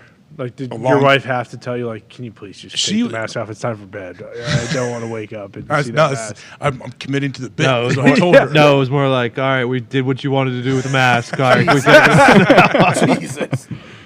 Hey, people are into weird stuff. I'm not saying I am, but people are into weird stuff. Speaking of weird stuff, and this isn't very weird, Tua Tagovailoa is feeling pretty good about himself down in Miami, isn't he, guys? Oh, yeah. He's He getting is, comfortable isn't he? with the media. Yeah. I like it. I feel like there's this good rapport, this back and forth he has. And we know like the improvement Tua has made from last year to this year and how he's doing. We know he had his back injury and then his got donged again here the next week, and here he is, still slanging the pill. I know he spoke with some reporters earlier this week. Evie, if we have that, we can run it. But you can see, like, watch how comfortable Tua looks speaking to the media and trying to kind of dunk on him a little bit, I guess. Okay.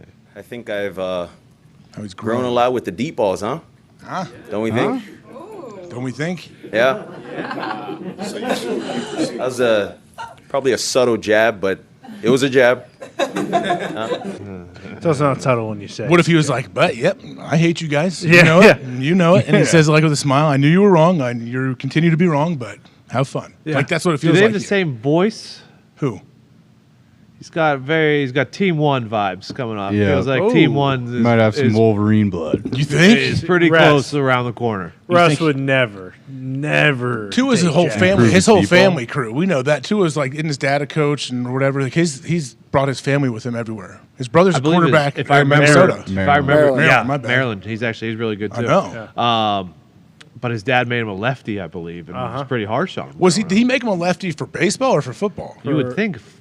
Baseball. I know a lot of guys that are crazy and want to tape their kid's right arm to their leg and make them throw lefty the first 4 years of their life. Yeah, and you had to tell Bobby, hey, stop doing that. But Tua is, I mean, he is like very good, right? And you just need to get that kind of receiver. And even last year with Waddle, he had a pretty good year. And I mean, Once again, actually, you know what, Con? Like another coach that believes in him, right? Yeah, They exactly. definitely. I mean, with Big the time. was that just last season when he got pulled for fits? yes. Yep. All these seasons, the COVID seasons, run together for some reason. But yeah, like that was 2 years ago, and then last year was Jacoby. That's right. So it's like now he has somebody that believes in him again. How good does that feel? And he's the guy calling the plays. He's in your speaker every single play. Man, it's like different. there was a good for those guys. There was a game last year where Jacoby started and Tua was the backup, and he could go in if he needed to. What but was which that? That was Ravens prime time, which is always a super weird situation. Yeah. But I think he actually did go in that game and play well.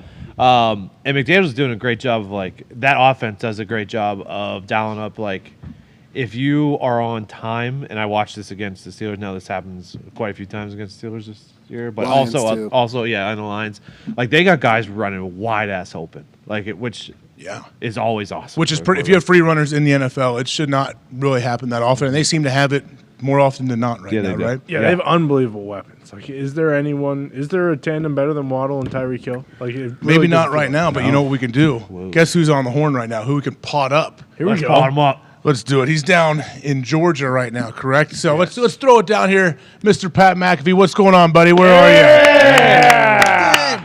You look great. Looking good. How's it going, man? Good glasses. Hey, it's fantastic. It's a beautiful day down here in Athens, Georgia. Not too hot, not too cold. Nice little breeze. There's a cookout happening over here that the College Game Day crew puts together every single Friday, and the smoke is kind of oozing into the set. It smells delicious. It smells like a beautiful fall day here in Athens with the biggest game in the history of this stadium happening tomorrow, 1 versus 3. I was at the FBO this morning when I landed. I went to take a piss with this Athens FBO. I go into the bathroom, and a gentleman that obviously I did not recognize because I just landed in Georgia, but apparently he recognized me. He didn't know who I was, but he knew that I was, is kind of the look that he gave me as I was going to the bathroom. And I go to take a piss. I start, relieving the tree, kind of letting water out of my body. And I'm a notoriously long pisser. I drink a lot of liquids all day. So I'm sitting there peeing, and this man comes in, and obviously we're having a conversation while we're urinating next to each other. This guy starts talking. He goes, I know who you are, he says to me. I go, okay, sweet. I don't know who you are. You sound like a good guy. He was a nice guy. He had a 3/4 zip on. Had good, had good aura around him. He's at an FBO, so let's assume, something's going on. And he goes, tomorrow you're in for a treat. This is while we're peeing. I'm still peeing. I'm about 15, 20 seconds into my piss. He's probably 4 to 5 seconds into his piss. We're deep in a conversation now, 2 sentences, right? And this man seemed to be so nice. So I said, hell yeah, it should be a great one. He goes, biggest game in Sanford Stadium history. And I go, oh shit.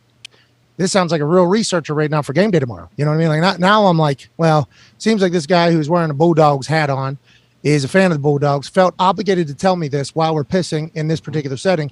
This seems like a good stat.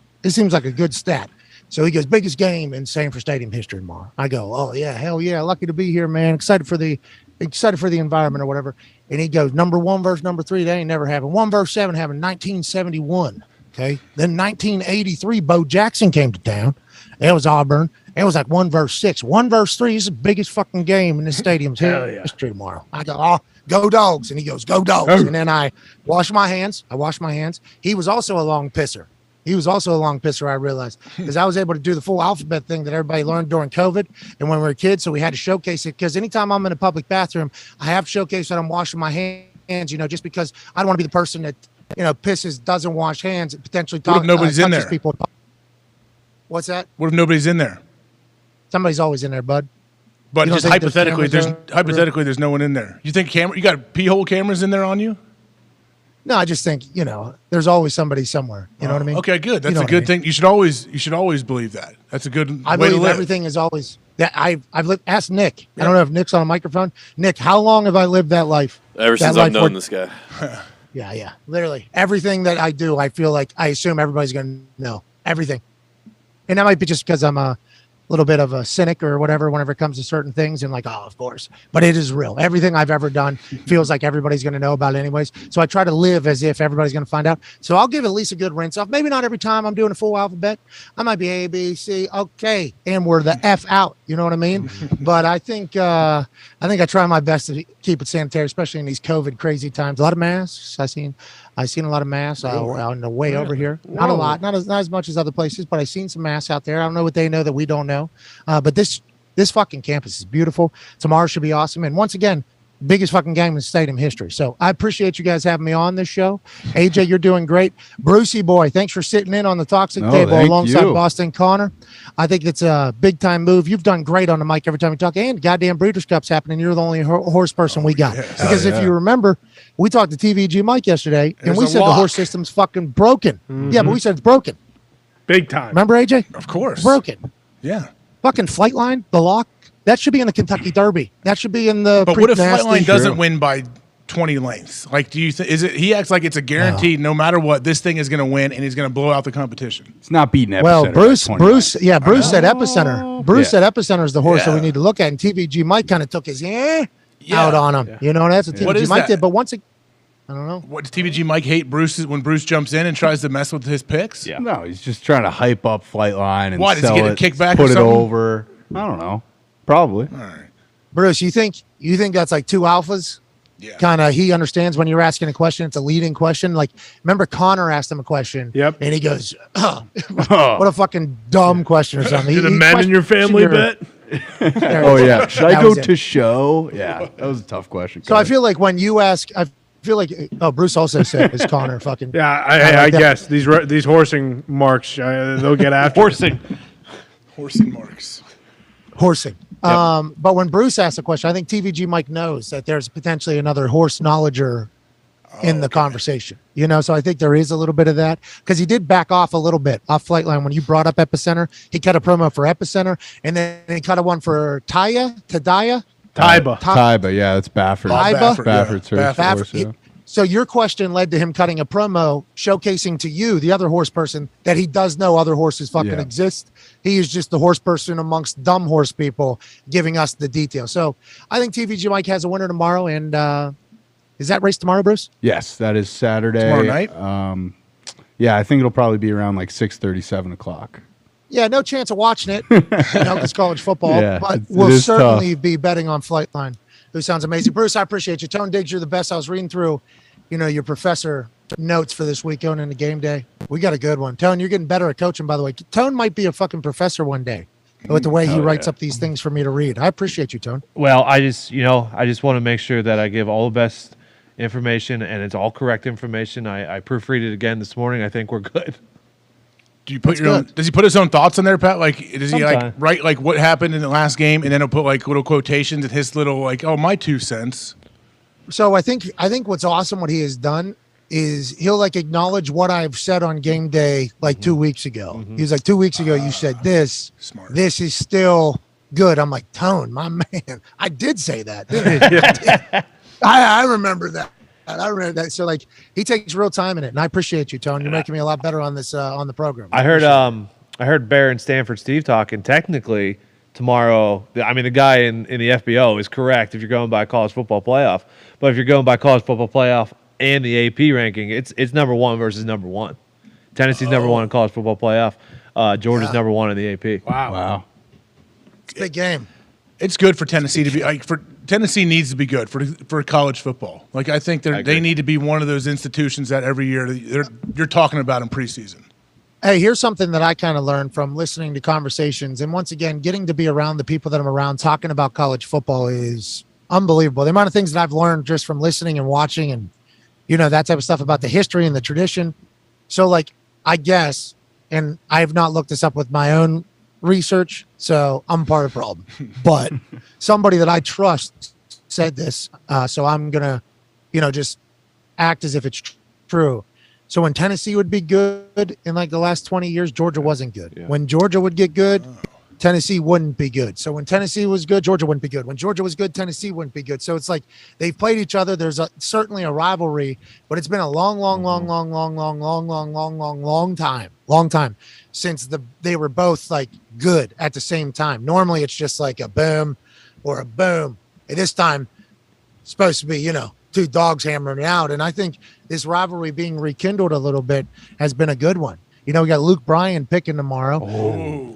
There's going to be a lot of energy. I think there's going to be a lot of people from Georgia. I think that are going to be in the building. Like, you know, a lot of people from Tennessee that are going to be in the building. This is going to be a star-studded affair. I think down here tomorrow. It's a big fucking deal. Man. You've seen it. I mean, you went to the SEC championship or whatever when grown-ass human beings were barking. just try to get Uga on set. That's all we really need. Yeah. So is this? You know, Zito said this as I was. Do you think fucking Uga's that's his house right there? Yeah, it looks like Uga's house. Well, for game, it's his house for game day, It's a right? crib.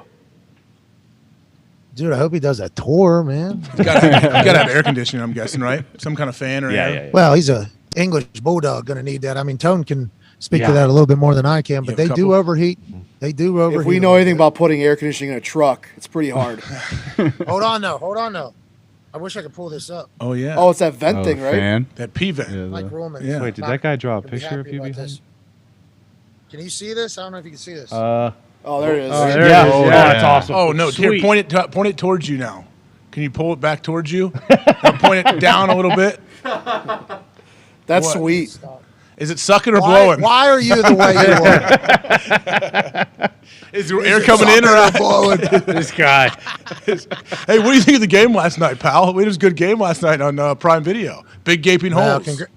Congrats to you, you know, for being... Sorry for being such a big dumb idiot for picking the Texans to cover 14. Okay. No one said that.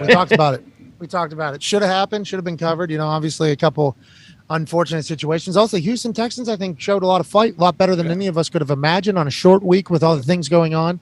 Lovie Smith's got the boys rallying. Seemed to do some productive stuff. I think that first drive, the first couple drives were awesome. I think if you talk to anybody that was... Damian Pierce running. Hell yeah. Hey, dude, this dude is awesome. Don't you like watching this guy run the ball?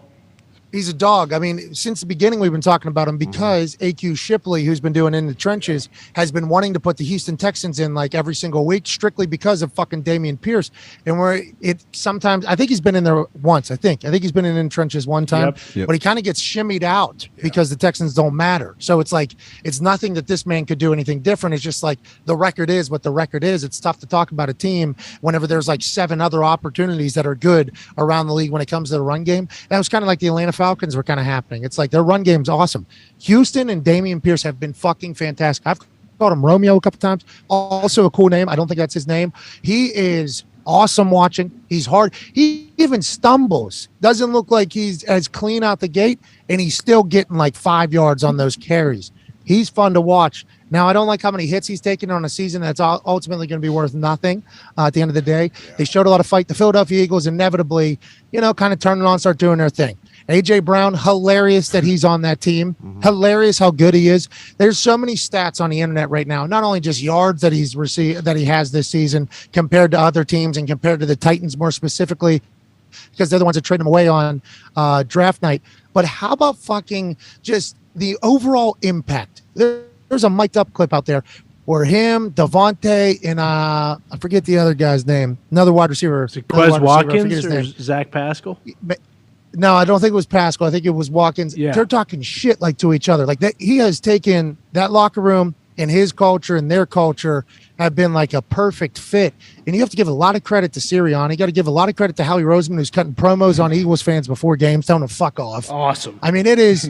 The Eagles were slow start last night. Maybe it was just a Houston good start. You know, they're professional as well. But in the end, the good team, the best team in the NFL right now gets a win, and Thursday night gets some points and a little bit of star power as Jalen Hurts. And Dallas Goedert was a great weapon for him all night too. A lot of sideline pickup plays. It was a good game. I enjoyed the game, but congrats to the Philadelphia Eagles for not covering but getting a win. It was definitely a better game, I think, than we expected. Everyone's thinking like, oh, okay, this is going to be a disaster. But the Texans did what they could in the first half. They were going to halftime tied, and then they turned the ball over a few times, and you know you're screwed. Like they had to kind of play a perfect second half, I feel like, to keep this close and have a chance to win.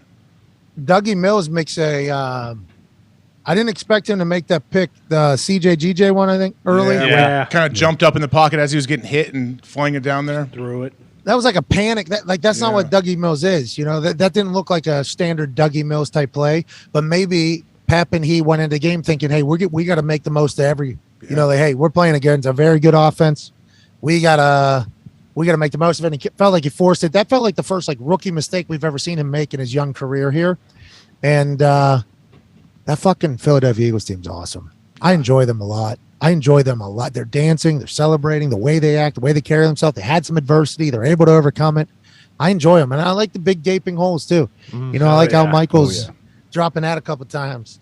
How about the internet's reaction to big gaping holes? Has anyone checked with Al? Has he been watching AQ in the trenches? I don't think so. I assume it just got into somebody's conversation and got into his ear. But the fact that he said it, we appreciate him for in the trenches. There were some people burying the big gaping hole. I see. What? Wait, why? What do you mean? I think FanDuel actually put a tweet out about every time he says big gaping hole, is the headphones off. I'm like, FanDuel, huh? What? Is that right? You guys don't like it. Wait, what are they trying to say? What's that all about? That's odd. I don't know. They've been tweeting a lot of eyes too. Like, who the fuck is I? I was like, is this John? Is this the books maker? I think that every time. Who runs that? I see I. Who runs it? Who is I? Who is it? The sports book? I guess just the book itself is speaking, and then I guess the book itself would be like every bet I make with like a GIF on the other side of that. I don't know. Maybe. If the sports... That's interesting. A lot of questionable shit over there. There's no I in sports books. It's not easy to. It's not. That is correct. No. There's almost a cool though if you spell it with like a K and add an L. You know what I mean? You can almost spell cool there at the end, but there is no I in sportsbook. You're right. It has to be tough to do that type of stuff. But the big gaping hole, Al Michaels, Kirk Herbstreit, I like the way they call games. I enjoy them. Now I like both people, so I'm a little bit biased. This is like what you were saying about Marcus Freeman. I enjoy them as an NFL commentating duo, and I think they do good for the game. I think they're going to catch heat because no matter what happens, if the game sucks or if they get anything wrong, just like any commentator would. But I think it was a good experience last night on Thursday Night Football in Prime. Did you check out, AJ, you told me you were going to check out that Dude Perfect when Dak Prescott was in studio for them. What were your thoughts on the Dude Perfect one? That was a good experience. I think Amazon is getting it right here. I think they're trying their best at least. So I saw they promoted on the regular feed, they promoted, hey, this is whatever tease that we go over here to this alternate feed to see Dude Perfect if you want. And I saw actually Dak and was it CeeDee Lamb? Yeah. They were spinning darts trying to get it into a basketball. Is that what I saw, right? They have they got dunk tanks. Like they have a lot of stuff over there, man. They're figuring out. Did you see it? Like how much of it did you watch? Yeah, but those are your guys though. You've already done things. Like you kicked off WrestleMania with them. Yeah, they revealed the stage, you know, which is a first try monumental moment. First try from like 600 yards. Yeah, that was amazing. You didn't get to hang out with them as much because they made it so quick. It's one of those. Yeah, exactly. That's like I've always been a fan, and I assume that I get the chance to chat with them, you know, because of the WrestleMania stage debut, and it was 600 yards. But if you use the golf thing that takes in like the slope, slope, I think. Slope. Yeah, the slope. And you take meters. They were up. Yeah, they took it down. Yeah, the slope was probably probably like 60 yards. So it goes from like 600 yards to about 60 yards. What a pretty good huck, put it in a hole. Mm-hmm. Guy with the beard, I think his name's Tyler. First time right in. Energy, stud. Energy was so fucking. Wait, that wasn't Tyler, was it? I didn't think Tyler threw that one. Did he punt it? It was Ty. No, it was Ty. He threw it. Kobe. You were thinking Kobe. Kobe. That's what I thought did it. No. Who was in the dunk tank? They did a promo. Kobe was there with me. Yeah, he was with you. Yeah, but he wasn't throwing. Those dudes have been doing trick shots on the internet since when I was in college. I think still not even in the league yet, and they sell out arenas. Yep. They're building an amusement park. Yep. And they're in the NFL now. Alternate broadcasters. It's fucking remarkable work what they have done. The amount of time they've had to put into it. With that being said, they are attacking a much different demographic than us. It is. I wanted to watch the entire thing. I planned on watching the entire thing. Couldn't do it, probably because Kirk's watching on the other side and Al, and I like doing that. Yeah, but it's not for us. It's for families, and hopefully one day I'll be able to experience that. But I have nothing but respect for the dudes, the perfects. Yeah. The perfects. I watched this Prime Stat Vision, whatever they call that. I don't know if any of you guys watch that. Sometimes people think it's too much on the screen. I love it. You can show me every player, every route. I don't care. Did you watch any of that, Pat? Oh yeah, man. Especially if you got anytime touchdown scores or yards or anything like that. It's it even shows the depth. Like it'll show depth of defenders at times. I'm like, man, I like how you're kind of switching it up for me. How delayed is that? I wonder. Do you know how delayed it is? Great question. I don't know. I don't know either because we switch back. I switch back and forth. I do it because it's right there. It's very easy. Mm-hmm. It's very, very simple. Them not giving the kickoff its own name is awesome Because you get in there before the game starts, and they're like, "Do you want to watch? Do you want to watch Philadelphia Eagles, Houston Texans with Al and Kirk and Kaylee?" And it's like, "Yeah, watch right now." Boom, and they go there. It's the kickoff show. I'm like, I think they deserve like a little bit of a little pop, just like football night in America. They at least put that there before Sunday Night Football. They have that little slate for them. But I think they're trying to figure it all out, and I assume that they think that the game would get more people to click on it than the kickoff show. Okay. So I get it. They're trying to like introduce that whole thing. Who knows what it'll look like next year as opposed to this year. True. But I think they do make it pretty easy to kind of surf through there. I seen Coach JB was not happy. And I know Ty's not here. Oh, I didn't see it. Coach what happened? I didn't see him last night. What happened? Internet down? He's not happy?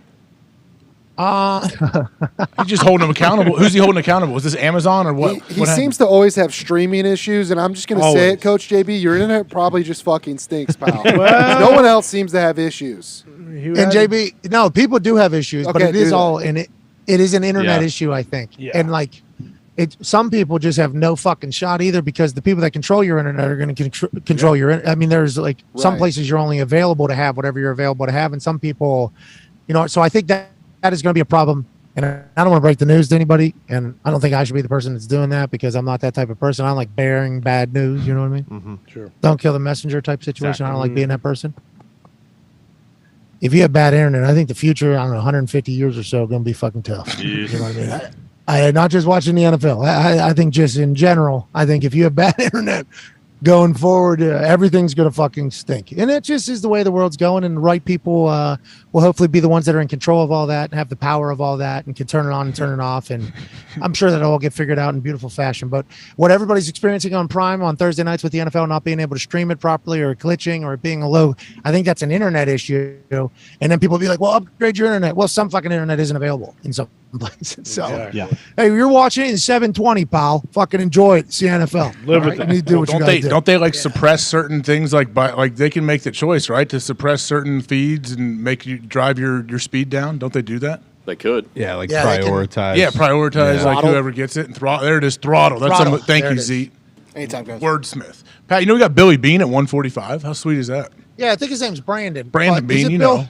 You know what I mean? Brandon Beane. No, it's Brandon. Yeah, Billy was another great GM. Hey, just different. speaking of that, speaking of baseball, did you see the World Series? But on top of that, nonetheless, we have Brandon Beane at 145. Hey, It'll be Brandon sweet. Beane, one of the most active, aggressive, and accomplished general managers in the NFL right now, joining us in 30 minutes. Just a day after the fucking trade deadline ends, and he cuts or 2 days after the trade 3 days after the trade deadline ends, after he makes a move and then cuts a promo about how the trade process works. I can't wait to talk to Brandon Beane. I had this yesterday, though, whenever I was announcing he was coming on. The brain was Billy Brandon, Billy Brandon, Billy Brandon, Billy Brandon. And then I ended with that's fucking Brad Pitt, right? Yeah, Billy. Moneyball. So as I'm speaking the words out of my mouth, I saw Brad Pitt like hit a Billy Beane baseball, and I was like, all right, it's Brandon Beane. So you and I did the same exact thing, and I did not get a proper answer until you just did what you did right there. So thank you for clearing that up for me. You're a great co-host of this show. Are you going to ask him why he had to rob the Colts blind and kind of steal one of their best players for nothing? Yeah, I'm also every time he comes on, I kind of thank you. Every time he comes on. I put his feet to the fire a little bit about trading Josh Allen to the Indianapolis Colts. Have to. So I know the trade deadline's, passed, but I think I could really push that narrative a little bit more too. I don't know what he needs. I don't know what he wants. Well, and the last time he came on, he said he would trade himself before he would trade Josh Allen. Yeah. Business is business. So I do like the fact that he cut a promo because somebody must have said, because I think the article came out that the Saints rebuffed the Buffalo Bills attempt. And then he did a whole press conference saying, like, there are times where a scout who is covering the NFC South or covering the Saints will start doing some research on who's potentially available and whether or not they should become Bills. And then that scout will bring it to me, the general manager, and I would decide whether or not we are to pursue it with all the information that scout brings. If me, the general manager, was to scout every single player in the NFL all year, I would have no time at all. He said, so with the Saints, that's kind of what happened. And then I saw a report. He said on Twitter, I saw a report that we got rebuffed. We didn't even try, is what Beane said. So, like, I appreciate the fact that he felt obligated to be like, everybody needs to fucking relax. Yeah. Okay, if we really want may get that trade done.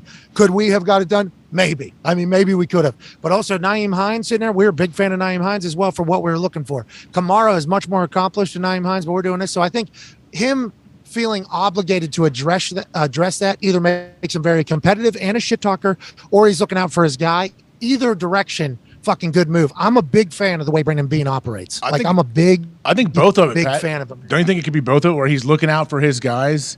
No question. And I think he wants to just clear up some garbage reports that always get out there. Like, oh, they were, because you could, like, some guys are sensitive, man. Some guys might get, like, offended if they think they're going after a top guy at their position. Like, so he knows, too. Yeah, we may be looking at some of those guys, but a lot of times it's probably not true. And I got to deal with it. I got to talk to guys on my team like, hey, man, no, what I said to you, when I promised you or told you, like, how much you mean to this team, like, it's real. Like, I don't want you thinking something else. Yeah, and Beane also laid out the fact that I did not know that somebody in his organization might be looking into somebody to see if they're available to present it to Beane. It's their job. And Beane's like, I don't even hear it. Like, I didn't even know we looked into it until our NFC South scout or our Saints scout came out to me and said, hey, about that report. There was people tweeting, Twitter. It all comes back to Twitter. Come on, $8 a month. It all comes. There was people tweeting that Kamara was potentially available. He tweeted a gift too. You know what that is, Beane. You're like a young cool. He tweeted a gift. So I thought I had to just reach out and be like, hey, is he available? They said no. So I didn't look into it anymore. Boom, you get dunked on in the media for being rebuffed. Yeah. That's kind of how that all goes. And Beane's like, oh, don't you worry about that. I got a fucking press conference coming up on Tuesday, and I'm going to make sure this is told. Like, I appreciate that out of him. I do. I think he's running a good program, man. And it's hard whenever you see a good team being run. And AJ, you know this because you're in a fucking great organization. And I was very fortunate to be a part of a couple great runs with the Colts. Like, there's some buildings that just are going to win, and there's some buildings that are just going to lose. Yep. You know what I mean? From top down. Like, it starts at the top. It always does. And I think Beane is a great leader of that building. He's got everybody buying. Communicator. Patient. Remember that? Vaughn Miller said yesterday he said he's like an elite communicator, I think Vaughn even said. I'm like, yeah, you're damn right. Like, he seems to be a straight shooter. Like, that's what you want. They were patient, too, in building that culture. Yeah. You know what I mean? Like, they get rid of Tyrod Taylor. They make the playoffs. Get rid of Tyrod Taylor. This new GM, Brandon Beane, this guy, young guy, never heard of him. They make the playoffs for the first time, long time in Buffalo. He's like, all right, Tyrod, thanks. Get the fuck out of here. You're going to Cleveland. We're going to do our own thing or whatever. And it's a fascinating, like study almost what the Bills did to get to this point, because I don't know if any other organizations can do it at this stage of life. Like when the Buffalo Bills were being that patient, while Bills Mafia was firing at them, boom, hey, we're expecting this, this team, we show up in the middle of everything. Bills Mafia is awesome. I'm not saying Bills Mafia was firing at them, but I assume like media and other people were questioning a lot of things going on in Buffalo, especially with how the fucking Patriots have been for 22 years. Mm-hmm. It's like, I really respect what they've been able to do, and it seems like it was built on marble, not on sand. Yeah, and that's what I appreciate. Like McDermott, too. McDermott almost feels like one of those guys that was similar to Tomlin a few years ago, where Tomlin wouldn't get, credit for being this unbelievable coach who everyone buys into and, like, wants to play for. And McDermott seems to fall right into that category because it feels like every week, and Vaughn has said it before, too, like they don't want to just beat teams. Like they want to put them away and, really assert their dominance on teams. And McDermott, it feels like, starts with him kind of, setting the tone for the whole team. And they're unbelievable. It's hard to imagine, even when you watch, like, the Eagles last night, like it's hard to imagine any team being at that level of Buffalo. It is, because it's early in the season. It's halfway through the season. Yeah. I need to stop saying Still early, though. Still early. Like, for what really matters between – there's, like, what's the old cliche stuff, the pretenders and contenders? Like, there's some people that are kind of right on the fence right now, and we'll see what happens. We're not there yet, but there's going to come a span of, like, 4 to 5 weeks where it's going to be make or break in actual games. Yes. Like, hey, this team needs it or they're done. Like, we're coming upon that time. Is that the Packers this week against the Lions? Honestly, is it one of those weeks for them? They can't lose. Dude, that's in the division. And that fucking defense, Foxy. Oh, yeah. Foxy. 734th. Did you see the stat, AJ? 734th in total defense in this one stat thing. That happens, that has been around since when? 2003 or something? Yeah, essentially the worst of all time in the last 20 years. Worse than the 0-16 Lions. You don't say. Well, if I was the Lions right now, I'd get some heavy propaganda about how terrible stats are, and big stats are trying to run us out of the league. We don't like that. Dude, think about Deuce Staley if he's still talking shit to that guy. Oh no, to Aaron He's got a Glenn. lot to say. Yeah, you guys are the worst in 20 years. 20, Oh no. 20 years. Every team, every season, 20 years. And what is that though? Like it can't be all scheme, can't be all players. It's a combination of things, obviously. I think it's certainly bad scheme. Yeah. Zero buy-in. Right from what we're learning, from the secondary play from Darius Butler. Yes. Yeah, you're right. What do you just need one person to just take a step like that instead of like that, and it's fucking out. You remember, the gate, Pat? We watched a play. We watched a play either with AQ or with D-Butt, and remember, I think Connor, you made a comment like, "Oh man, 23, a safety jumped up in. He had the A gap. The lineman was holding the B gap, and then at the last second, he peeked inside. Boom, they gashed him, and that's all it takes is one dude just to peek 6 inches. Oh, all of a sudden now he drives me down. Oh, I put two defenders in one gap. See ya, we're going for a chunk gain. Like that's what happens. So that's scheme, that's technique, that's fundamentals. That's just That's basic fundamentals right there. Hey, execution. If you're in the B gap, you stay in the B gap. You do not peek because you're screwing the guys behind you. So in one of those things that we just talked about, one of those categories, you have to be good. Just one of them. Yeah. And you're not going to be the worst in 20 years. But if you're terrible at all of them, hey, fundamentals, shit. Scheme, shit. Buy-in, shit. Techniques, shit. If you have all of that being shit, that's how you end up being 734th out of 734. It's tough to be bad at all. Because the denominator is important. Hell and, yeah. We know that. Goddamn right. 734 to 7.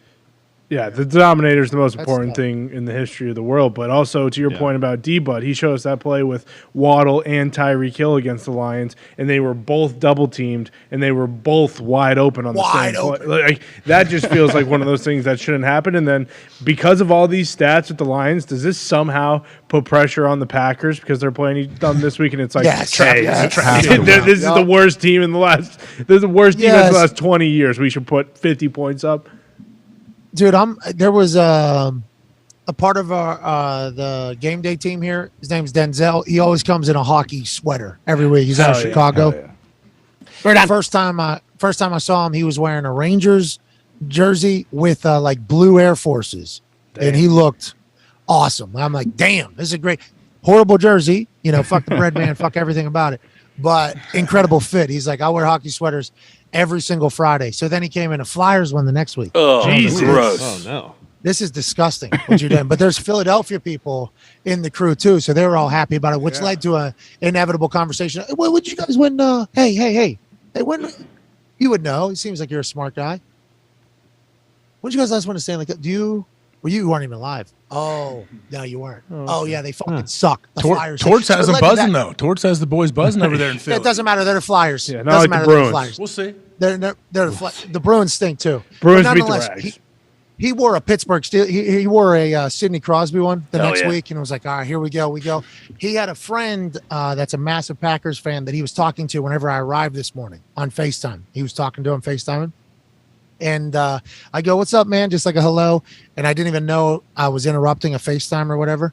And he goes, Pat, the guy on the phone goes, Pat, big fan or whatever. I'm like, oh, my man. So I look at the name of the thing. It says Dylan Packers, okay, on the FaceTime. So I'm like, okay, this guy's a Packers fan.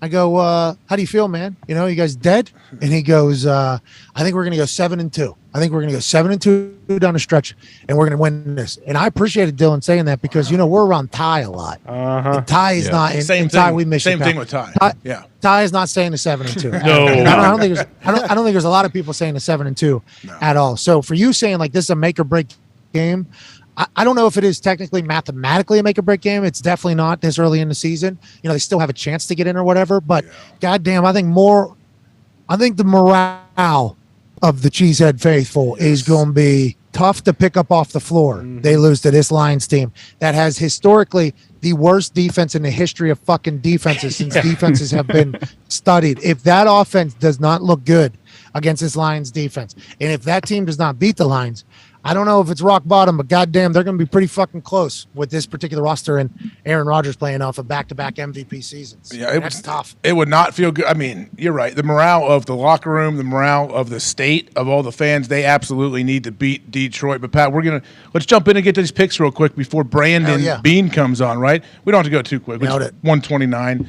He'll be on about 145. We'll try our picks out. I guess I'm 1-0 right now, which doesn't mean anything. We have a bunch of teams. How many buys? It does. 6 buys. 6 buys. Not enough football games this weekend, but that's all right. We'll see. Hey, let's start. That makes it Indianapolis, New England. Conman already talked about this a little bit earlier on this game. What is the what's the spread here? 4.5. Jonathan Taylor is out. Jonathan Taylor out. 4.5-point dogs for the Colts. They're traveling to Foxborough to take on Mac Jones / Bailey Zappi / Bill Belichick. Mac Jones. Whole game, no matter what, every play. What's up, Connor? Oh, yeah. Oh, no, you go, Pat. What's up? Sorry. You talking to Gertie? No, I didn't know if you said Mac. Dirty does an incredible job with these graphics. Yes. Okay. And these get sent into a text message, chat room, if you will, AJ. There you go. That I'm a part of. That is the graphics team, and I'm not a part of the graphics team at all, and nobody really is, aside from Zito will make some, Bill will make some, Fox will take some screenshots every once in a while, Mitt will make some, and but Dirty's doing a lot of the heavy lifting. Dirty does a lot of heavy lifting. We appreciate Dirty for that, with especially these types of graphics. It isn't until I saw this graphic this morning come through in the chat room, the graphics chat room. Why is there this many 1 o'clock games and not more for like? It's every week. Why are we not having? It's every week, Pat. It's every fucking week. What's the reason? With the 6 bye weeks though, with the 6 bye weeks, like fucking do it. Like, what do we even just? Still, there's 10 1 o'clock games, 9 or 10 1 o'clock games every week, and then it'll be 4 o'clock games. Why? Why do they do it, dude? Just move a couple dumb. to the 4 o'clock so we can like watch and this is a very like me problem. I don't know how many people have this problem. It sounds like Tone does, and probably like the diehards out there. Oh, yeah. But like, give us a chance of watching all these games. You stack all those ones at 1. Why? Just move a couple to 4. We're good. We can watch literally every single game, enjoy the entire thing. Nonetheless, the PAFL has a tough job doing what they do, and the networks have to pay for the 4 o'clock times. I get it, whatever the case. This game, though, I did this with the Packers last week, and I do apologize to the Packers for doing that. I was wrong, right? They did cover against the Bills, so I was wrong. That's on me. I should GFY. Give me the Patriots at home, minus 4.5 against this Colts team.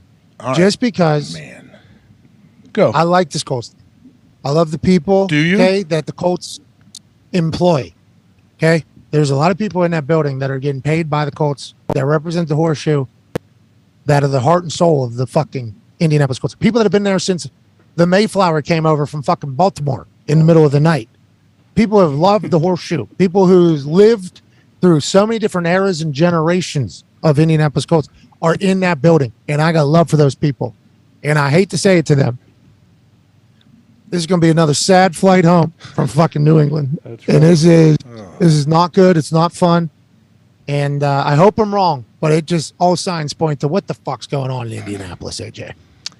I would have to tend to agree with you on this one. I will ride with New England at minus 4.5 here, but you never know, man. The Colts could shock us. Never know. We don't know anything that's going on. The NFL from week to week. You never know. Day to day, we just don't know what's going to happen. That's why the Bills are traveling to play the Jets. Bills are 11.5-point favorites. That does seem to be a lot against this New York Jets football team. What do you think here, Pat? Who you got? Give me the Buffalo Bills. Brandon Beane's coming on the show in 15 minutes. I haven't talked to anybody from the Jets. Good mojo. Brandon Beane making a play with Naeem Hines. That's an anytime touchdown scorer this weekend for sure as well. Yep. Give me the Bills minus 11.5. Yep, no question. Bills minus 11.5 for me as well. Now the Dolphins travel to Chicago to take on Zeet's squad. The Dolphins are only 4.5 points favorites, which surprises me a tiny bit. What's the weather there, Zeke? Pretty good, right? The weather's good across the Midwest. Yeah, it's been really nice last couple of days. I don't know if it's supposed to rain. It's been windy. I know it's supposed to be windy for high school football tonight, people were telling me. There's a wind alert tonight, but Sunday seems good. Okay, good. In Chicago, there's a wind alert, you're saying? Here. You know what they call it, right, Tone? Chicago? Second windiest city in America. Nailed it. Where's the first? Indianapolis. Right, Indianapolis is the windiest city in America. It is windy every day there. Every single day. It's windy every day in Indiana. Yeah, there's nothing to stop it. And, people, you got a dome, If it wasn't a dome, the experience of sitting at a game in Indianapolis with no covering would be fucking just chasing your shit would be just like this the entire game. It would be a nightmare for punters. Yeah, the banners would be straight sideways. They're good banners too. Well, yeah, if that was the case, then they just wouldn't have all those bullshit banners that mean nothing. They probably would just hang the one. Come on, dude. Oh, jeez. They all mean something to Pipe us. Dahn. Serious. True, the AFC finalist one is sick. That's really up. Yeah, 2014 AFC finalist. It's Still up. It's honorable. Still up. Lost like 38 to 10. Well, you guys remember the balls. We should celebrate. We should celebrate, though. You know, we should celebrate more. Yeah. So I'm okay with it. What's wrong with getting 4th, 5th place? I don't think there's anything wrong with it. Out of 32, that's not too bad. Exactly. Yeah, the denominator. Right, Pat? 4th. We would have won the 3rd place game. Well, Packers were pretty good that year. Well, I mean, what ifs, you know? Exactly. You can't really deal with those. That's what Diggs always says. Either way, nothing wrong with a 3rd, a bronze medal or whatever's below bronze medal. I don't think Gibb went below bronze. Now, you know, the thing about it is that was like Luck's rookie year, first year of the new regime. Yeah. And remember, new regime did paint over the walls. Mm-hmm. That seems odd. Seems a bit odd. You guys had a pretty good run there for a while. Yeah. Winning is seems a bit odd. Yeah, seems a bit odd. It was an interesting statement there from Jump. Why would you do? I don't know why you did it. Nonetheless, so I think that banner was put up to like signify, like, hey, this era has good. That era's gone though too. So I don't know why it's still. You to your point, I don't know why that thing's.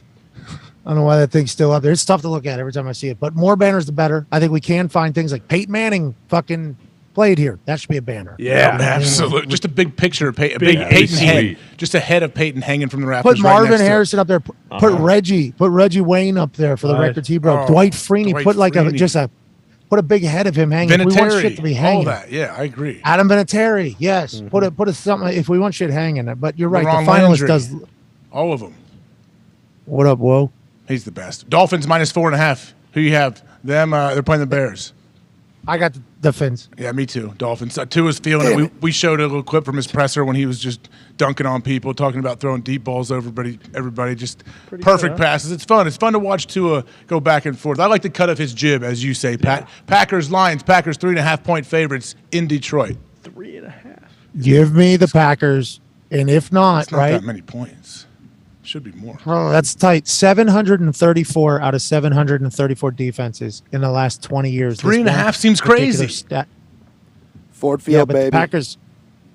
Yeah. Lions are going to win this one, boys. I have a good hunch feeling. Lions come out with a W on this one. Oh, Tuesday's going to be crazy.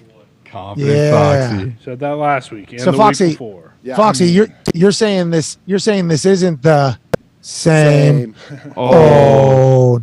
Lions. I actually am saying that this is is the same old Lions because this is one of those weird games in the middle of the season that we're not supposed to win, and everyone's expecting the other team must-win situation where to come out and somehow win this game. Just because no reasons at all, no facts at all, no stats at all. That's just what the Lions do. Nope. All right, Foxy. I hope you get to experience that. Actually, I don't, because you coming in on a full pissed off about life, same old Lions speech on Monday is awesome and epic, and probably better for the change of the future of the Lions than if they were to get a win over the Packers, which would be celebrated for the rest of the year. And who cares? Let's go to the next year. Give me the Packers -3.5. They fucking need it, AJ. They need it. Yeah, I'd say this is as close as you can get to a must-win, but I'll take Packers -3.5, and now we move into the division still with the Minnesota Vikings traveling to Washington.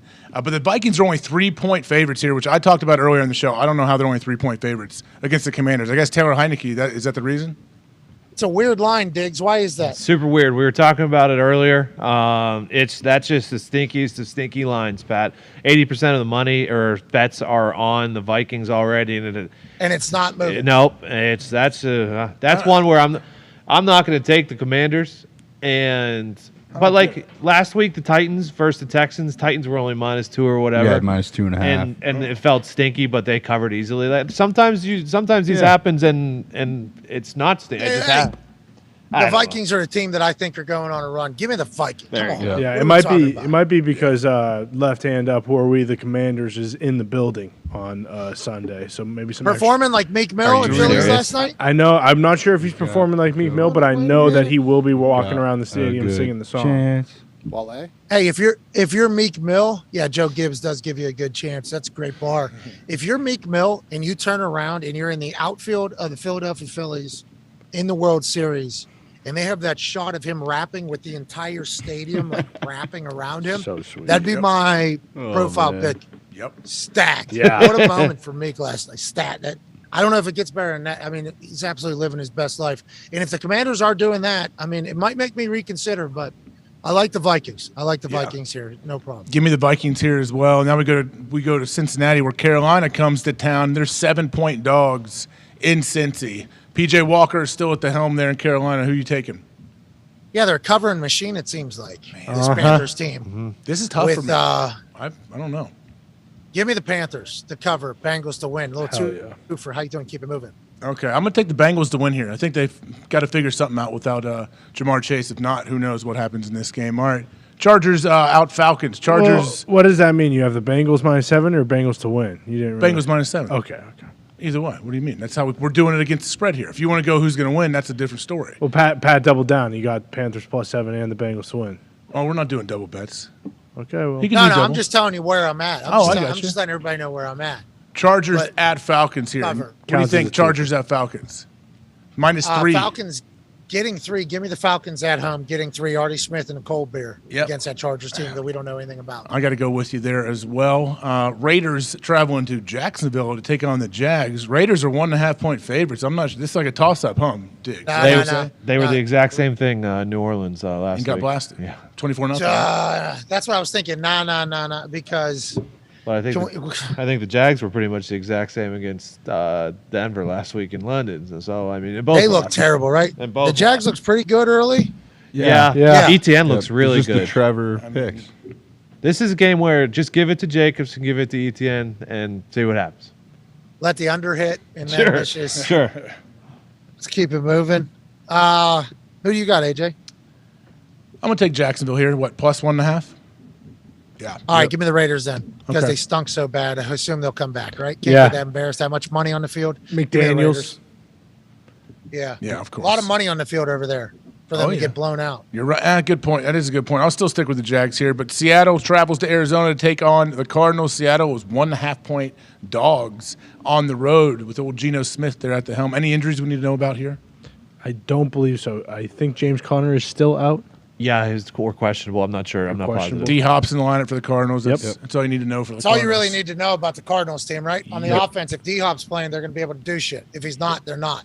Yeah, absolutely. Right? Yeah. Give me the Seahawks, though. Good pick. HBO Hard Knocks starts next week. Whoa. Just something to think It's going to about. have a profound impact on this You game. never know. They might say, hey, we got to turn it on now because people are going to see us in the building every single week from here on out. Maybe. Just a thought. Ooh, what are you going to do? It's a tough one. Oh, no. Give me the Seahawks. Give me the Seahawks. I'm going off what the Seahawks are, taking on what we thought the Cardinals might be. Yep. But what they actually are. Are the Cardinals a good team yet? No. At times. They won. The Seahawks won the first matchup 19-9 in Seattle. That was when they had all those red zone problems. All right, give me the Seahawks, just because it feels like you're not supposed to pick the Seahawks here, because the MO of the Seahawks is still that they're the Seahawks after trading Russell Wilson, but the team of them is actually a good fucking team. Yeah. Give me the Seahawks +1.5. Okay, give me the Cardinals -1.5 at home. We move on to the LA Rams traveling to Tampa to take on Tom Brady and the Bucks. The Bucks are what? 3-point favorites here at home. All right, this is an interesting game as well. I'm not sure which way I'm going to go. Jeez, Louise, these are some tough lines here, huh? Very. These are some tough. Because like weird games. We don't know what team's going to show up on either side. Really, like, I don't know. This is like the figure it out spot for both these teams. It feels like Both these teams could be good. Yes. Yeah. Could be great. Both these teams. Yeah. Both these teams could be great. Make a run. Both these teams could be shit. You know, could be absolute shit because they're looking at retirement. You know, and there was a tweet that was sent in this week that I was sent about Tom Brady. That if it's true, if that tweet is true, then you would think that maybe Tom was checked out a little bit. You know, maybe Tom not entirely bought into this particular season, which would explain missing some practices. And somebody tweeted a theory. It's not real. There's zero justification behind it, but we are humans. So whenever it gets tweeted to us and we hadn't thought of it, we have to think of it at that point, because that's what humans do when you read something. And then once you start thinking about it, you go, oh, shit. What if Tom, I think this tweet said, what if Tom knew this divorce was coming? Okay. So delays the $375 million payday till after the divorce, comes back and plays, unretires, Yeah, this is from Colin Crane, and I don't know if that's a real name. We did not check on this person, but this is, hey, Pat McAfee Show, what are the chances that Brady didn't retire and accept a huge payday for joining the booth because he knew the divorce was coming? He came back to the Bucs and he didn't even want to just to limit his earnings. Now, that would be a money person that would bring that up. Just like anytime we do a giveaway or anything, people are like, oh, doing it for tax purposes. It's like giveaways, that doesn't work. Yeah. You can't write that off. And also, whenever you get a certain amount of write-offs, it doesn't matter. But there's people that only think about that type of stuff when anything happens. They always think about the money and the money being the reason why. A divorce happening. This is a big divorce. There's a lot of lawyers. Remember, we've heard the lawyers were hired, and we wanted this to be clear. If he said, "Oh, is that right? We're gonna get a divorce." Yeah, give me that. Give me that $4 million a year job with Tim. I'll play it. I'll play one season. Give me that fucking football. Give me that football. That's an incredible thought. No substance to that at all. We do not check that at all. We do not know Tom Brady at all. But him being a human, maybe that happened, maybe it didn't. But I don't think Tampa Bay Buccaneers have been bought in. Give me the Rams in a thriller on the road in Tampa +3. I like it. Going to be a close game. Give me the team with the points. All right, give me Tampa at -3 at home. Figure it out as we say. Is there one more game left or no? Yeah. Is it Sunday night? Sunday night. Tennessee. Oh goodness, this is awesome. Tennessee traveling to Kansas City to take on the Chiefs. Tennessee's 11.5-point dog somehow, which I guess their offense doesn't put up a ton of numbers. That's the reason for this. But, man, what a game this should be. Isn't it crazy that we say this every single prime time? It's too many points for a primetime game. It's too many points for a primetime game. And every single time, Green Bay Packers, the Houston Texans, they've covered whenever we didn't think they were going to. So give me the Titans +11.5, even though I love the Chiefs as a wagon. Yeah, I'm with you, man. I got to go Titans 11.5 here. I don't know. I think they'll find a way to keep it close. And, yeah, I think Chiefs win. Titans cover most likely, right? There we go. We agreed on a lot of those picks, didn't we, Pat? Nah, well, a couple of differences. You started 1-0 too, so you got a little head start. So I'm happy we disagreed on a couple, so I can maybe catch you. But that was a tough game. That was a tough slate to pick. That was a tough slate. Oh yeah, that was a tough slate to pick. Not a great line. Not a great Sunday. Yeah, it was a very tough slate. But you know what, guys? We can't beat around the bush, as I say a lot. We have an absolute legend on the line. We got to bring him here, Pat. So we all know we mentioned earlier this guy. Absolute orchestrating, just a juggernaut there in Buffalo. GM for the Buffalo Bills. Trades for Nyheim Hines earlier this week. The guy's always moving, always communicating. Please welcome Brandon Beane. Yeah, Brandon!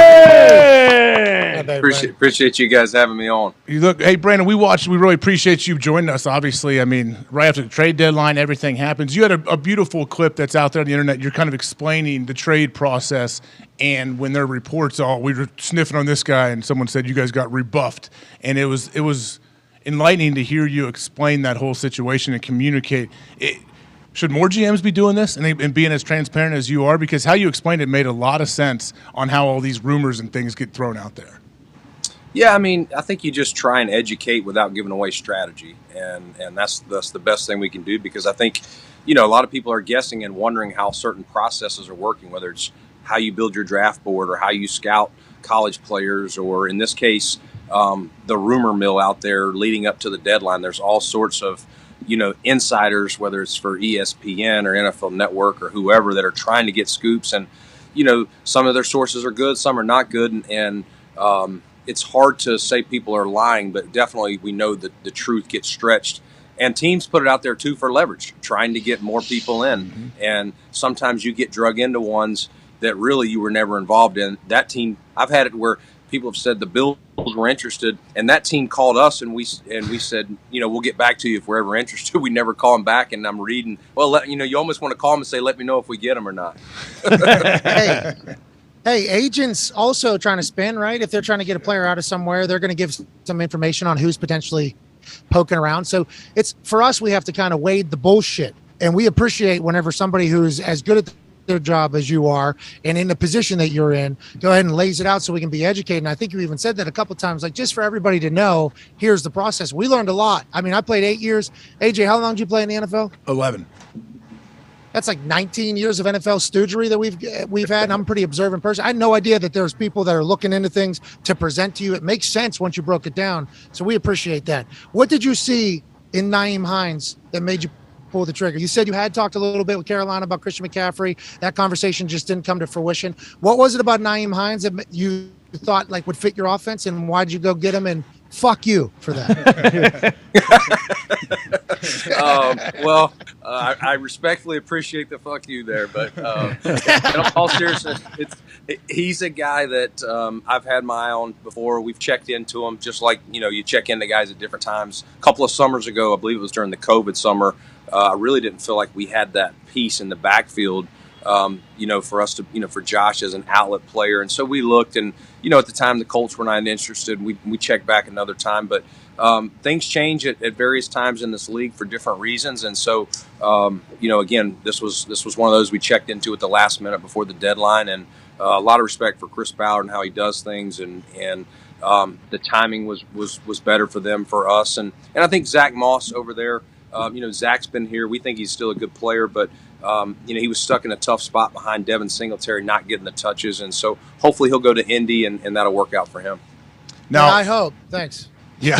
Yeah, Pat, he's still a bit upset about that one. But, Brandon, we have Von Miller on every Thursday. He's come on for the last, I don't know how many weeks. And just, I told Pat yesterday, I think this dude should be like a spokesman for the NFL. Like, how he speaks about the game of football, how much love he has for it, and his passion for his teammates.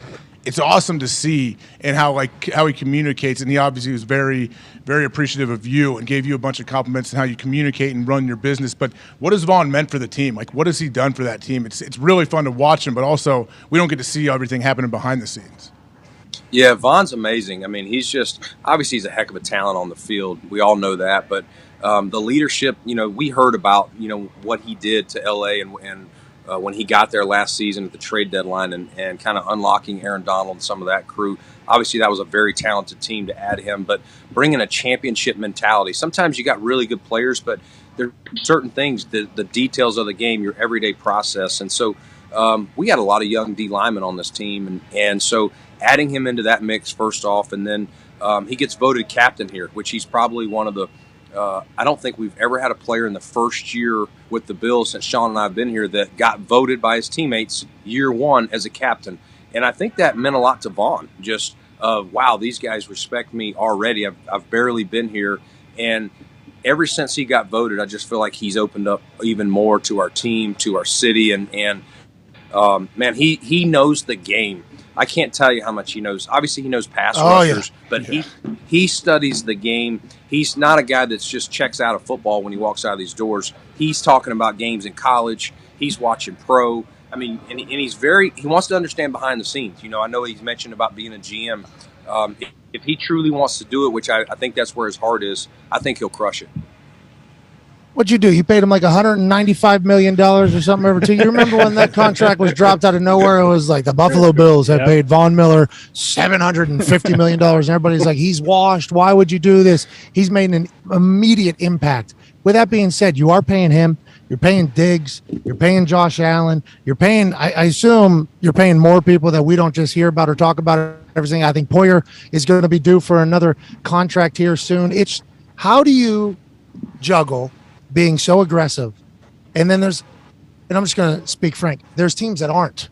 And I get so confused about it. I get on this microphone, the one that AJ's sitting on every single day. And I'm like, why aren't you going all in? And they're like, well, the salary cap. People tell me the salary cap. And then we learn about this cash over cap deal. That if you have an ownership group that has money that they can put in escrow to guarantee, you can really divvy that up over the years. How are you projecting what the salary cap is? And how have you been able to be so aggressive? And why doesn't everybody do it, you think? Honestly, why doesn't everybody do it? Well, I think it starts with your ownership. What does your ownership want? Do they want to do they just want to make money? Some of them say they want to win, but are they giving you an open checkbook to make it work? And our ownership here with the Pagulas, they've given Sean and I every single resource, whether it's, and I'm not even talking about just player costs. I'm talking about doing things to our facilities, upgrades to our fields, whatever we need. They've pretty much helped us out. Obviously, they're working behind the scenes to get us a new stadium here, in the coming years. Hopefully, I last long enough to watch it be built. But I think you're okay. All right, you keep stealing Naeem Hines. This business can change fast. You know that. But in all seriousness, I don't think every team is saying, "Hey, I want to go all in." Some of them are. I want to be competitive. I want to compete for the division.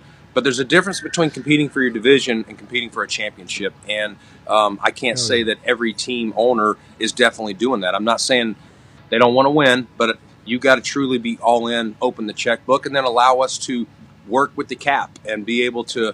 This year, you know what? We are going to spend cash over cap. It will come back down at some point, but right now we do need some extra funds. Go ahead, Connor.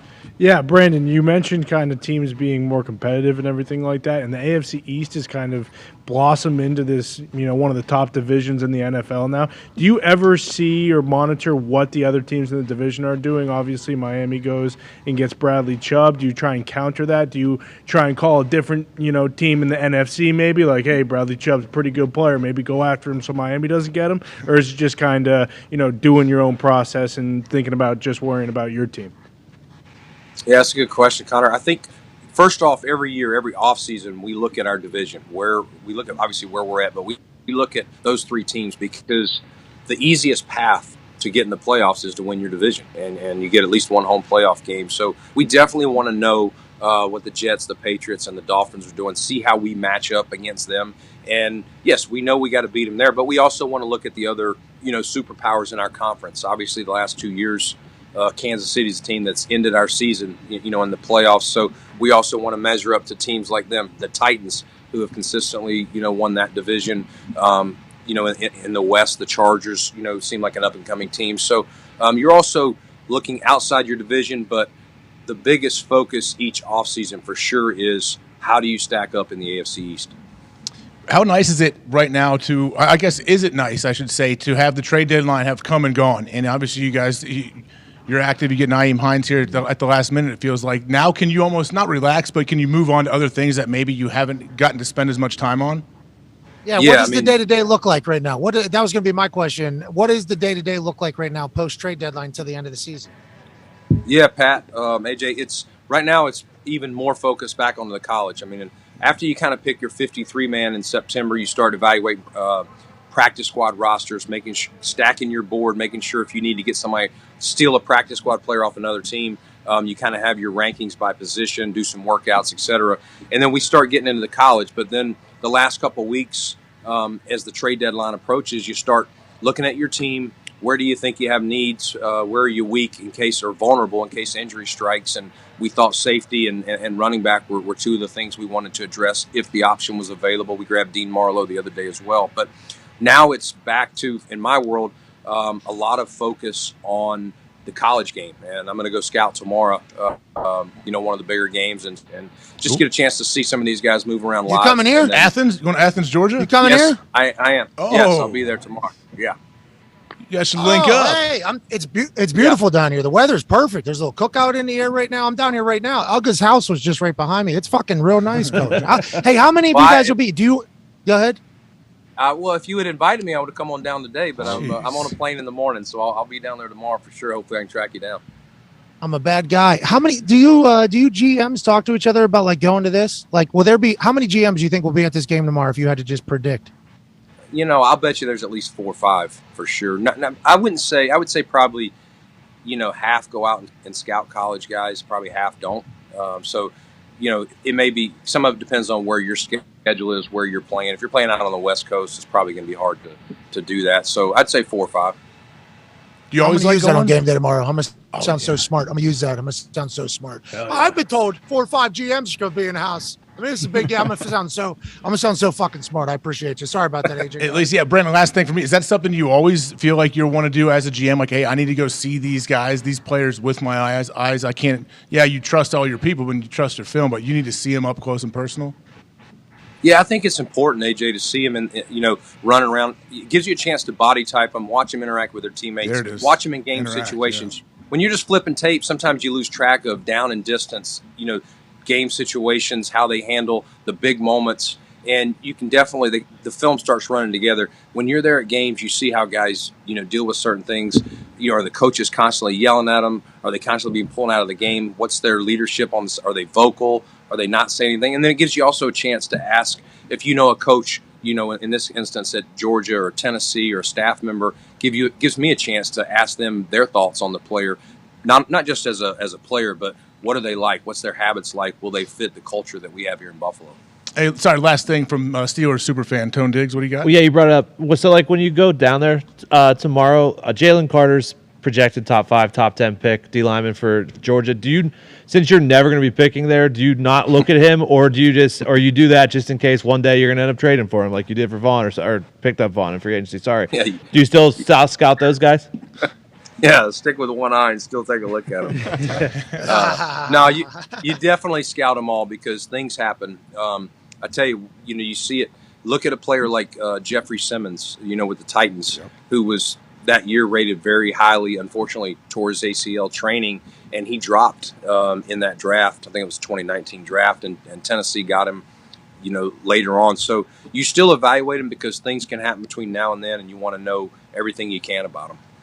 Well, Brandon, we really appreciate your time, man. Thank you, especially right after trade deadline, everything going on. Thank you so much. Ladies and gentlemen, Brandon Beane. Yeah, Hey, appreciate y'all. Safe Appreciate travels. it. Yeah, have fun in Athens. Let's have a beer. Let's have a beer. All Sounds right, good. I'll track you down. There you go. Okay, sweet. Yeah. That's awesome, man. Go. 4 to 5. You should be beer bonging with all those 4 to 5 GMs down there. Bring one down. Do you have one? We could probably make one. Send it. I don't travel with a beer bong.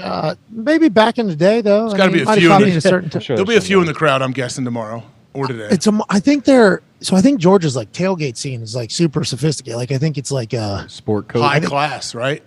yeah, I think it's like really. I think everything's like real nice. Catered and Everything's shit. Like white I think so. tablecloths. They probably have chandeliers in the tents. I've seen places like Yeah. that. Blue jacket. I think red it's really tie, nice. Navy blue jacket, Yeah. gold buttons, tassel shoes. Oh, Sperry's. A lot That's of basically khakis, I Connor's think. A lot of upbringing. khakis. That's your upbringing. whoa. Pleated khakis, navy blue, gold button jacket, just like every freshman at homecoming. Khaki Super Bowl. I might be wrong, but I think there's a lot of khakis. Oh, yeah. I think you're right. Oh, yeah. I think they still booze, though. Oh, yeah. Oh, They yeah. have a great Oh, time. yeah. Oh, yeah. They Oh, have yeah. a great time. Ugga's back there. Ugga's house has been there the whole time. Is he back there? Is he in the doghouse? he's never. Oh, I get it. Oh, you in a doghouse? Is that a painting of you? That's nice. Yeah. It looks like it's maybe colored pencils. Oh, okay, sweet. Oh, nice. Even better. How they doing? We can't hear him. Obviously, that mic's too good. The fans, they're already pretty juiced over there. That guy screaming, "Hey, Pat, catch this!" And I'm a rude person. I judged him entirely to see if he was the right person to make that throw. no. He was not. I didn't think in my eyes. I might be wrong. I might have misread him, but I just act like I didn't hear him. Oh, you mean Georgia Bill? Oh, come on. Oh, what? I bet you can make that throw, Coach. What are I you bet you talking could have about? made that throw, Coach. I didn't let him even get a shot out there. That's on me. Bill That's on me. McComas? Yeah. What, Bill All can't right, throw? boys.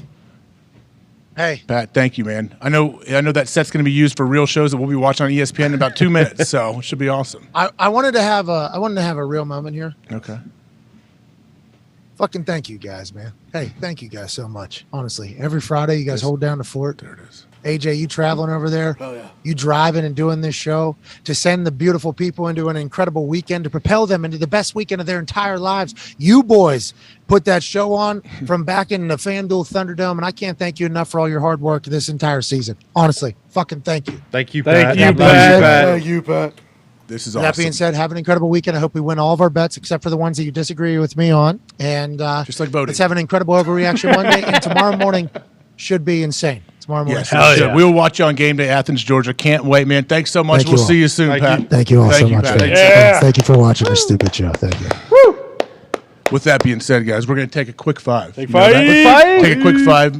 I know you've been itching. You've been banging your leg across the thing, Tone, this whole time like you have to pee your Me? pants. So this I is was- your time. no, I Make was sure you just- go take your bathroom break. We'll be back after 5. I don't know if we're doing. It might get twisted for a second. I'm not sure. Oh, I don't know yet. That's okay. just a tease for anyone that follows twisted the program. I don't have to pee. I was It's just a banging twisted my tease. knees. I was just so jealous. just bopping under there. I Pat get it. probably I gets get to it, meet Diggs. Herschel.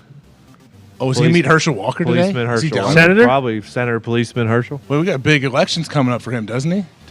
Tuesday? We're there. I don't know. Next Tuesday, Register yeah. to vote. Registered Name- vote. what? Unless it's too late. All right, guys, let's take 5. We'll be back in a little bit. Tons going on. Tons of sports talk after this. Stay right there. Take five.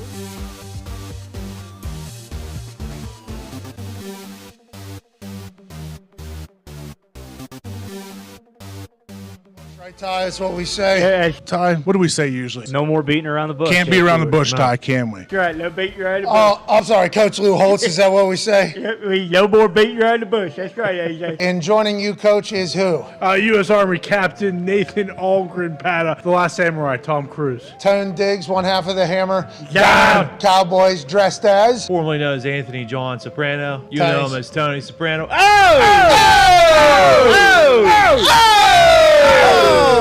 Middle of court, obviously Dirty, who is the exact replica of Russell Wilson. Hey, appreciate you, Russ. Good win in London. Russ. Foxy, what are you? Just a Lions fan. Just say it with me real quick. 3 words. Same old Lions. Peacemaker, John Cena. Pleasure to help you out. Is that who I think it is? Hey, AJ, it's good to see you again. I haven't seen you since rookie year. I brought you a gift. I got this briefcase full of money here. The governor told me it was something about welfare. I told him, just tell them farewell to all those poors and their money. This is ours now. AJ Hawk. Who's that? What's up, guys? Sorry, I've had to kind of move this mouth a little bit. Kind of move it over. I'm just saying, I'm no one in particular. I'm just a random Chuck Berry fan, but this mouth is very, very claustrophobic already. But I'm going to make it right for the next 2 to 3 hours. Hey, wow. Oh, it's goopy. Hey. See you guys again. We love you, Gump. Bruce dressed up as a little latte Jordan Schultz. Hey, Pat, it's so awesome to finally be here. All right. Oh, whoa. All right. Mid is Nija Houston, skateboarder. Nice. Hey, baby. They have a broken foot, too. Yeah, they had a torn ACL. And AJ has some final parting words for you. Schefter, you going trick-or-treating tonight? I wish I could, you know. I wish I could take my daughter trick-or-treating, but we have Monday Night Countdown. Monday Night Countdown falls on I Halloween. thought you might be doing something cool around the stadium or something. Yeah, of course, AJ. I wish. Hey, you do a great job on there. Can't wait to watch. We appreciate you, ladies and gentlemen. Adam Schefter. Yeah, Schefter. Thank you, buddy. Hope you're happy. What kind of parting words do I ever have for anyone we talk to? I didn't realize, maybe just because I'm older, I get claustrophobic wearing this damn mask. I fucking hate wearing this thing. Let's be honest. I mean, I'm just kind of looking at the clock right now and it's, oh boy, I got another hour and a half in here. To be honest, I can't really turn my head sideways. I can't really see much because I do have my headphones on underneath here. And then I tried to take a sip out of my drink here. Can't do that either. It gets caught up in the thing here. So I don't know. We'll see. Happy Halloween, everybody. Okay. Happy Halloween. Happy Halloween. Hope everybody's happy. AJ. What is AJ? I am so sweaty. Like a bleached serial killer. I'm very pale. This is much paler than I am, even, I feel I like. guess Zito just told me in my ear here. People are saying you look like the Wayans brothers with the white chicks. Oh, no. I thought Z was going to say Todd Chrisley. Oh, boy. Maybe that's who I am.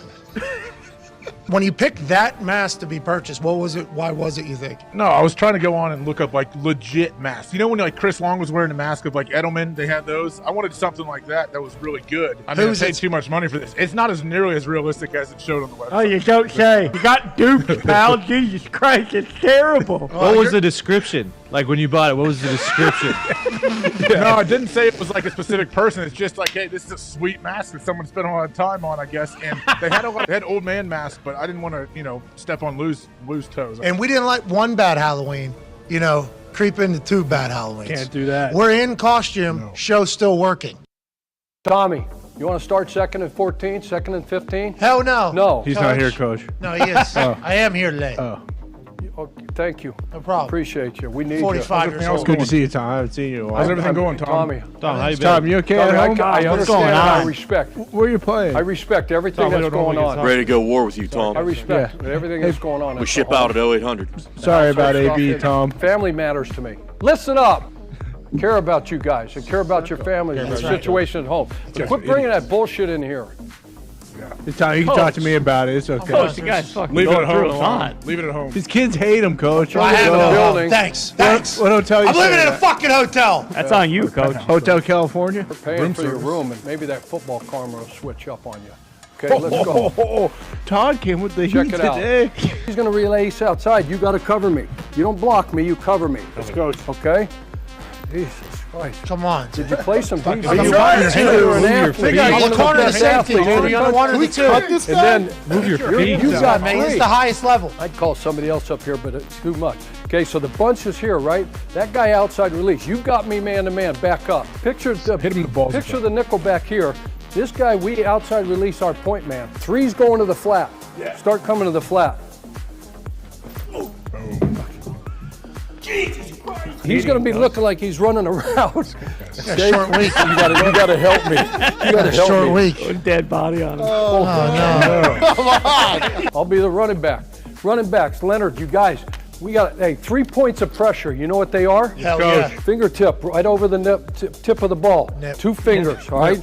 Inside the forearm and the rib cage. So when they come to try to peanut punch this thing out, and he does a great job of it, because what he's going to do, he's going to run down the trouble, Right. eat up the grass, come to balance, come to balance, start to secure the tackle, and then punch the ball out. Okay? But if we've got the 3 points of pressure on there, forearm, rib cage, tip of the ball, it's not going to happen. You follow me? But he does a great job. If we're coming loose, or we're running down the field, hey, hold up now. Come on now. When that ball's coming here, they're going to come over, fake like they're going to act like they got to secure the tackle here, and then punch it out.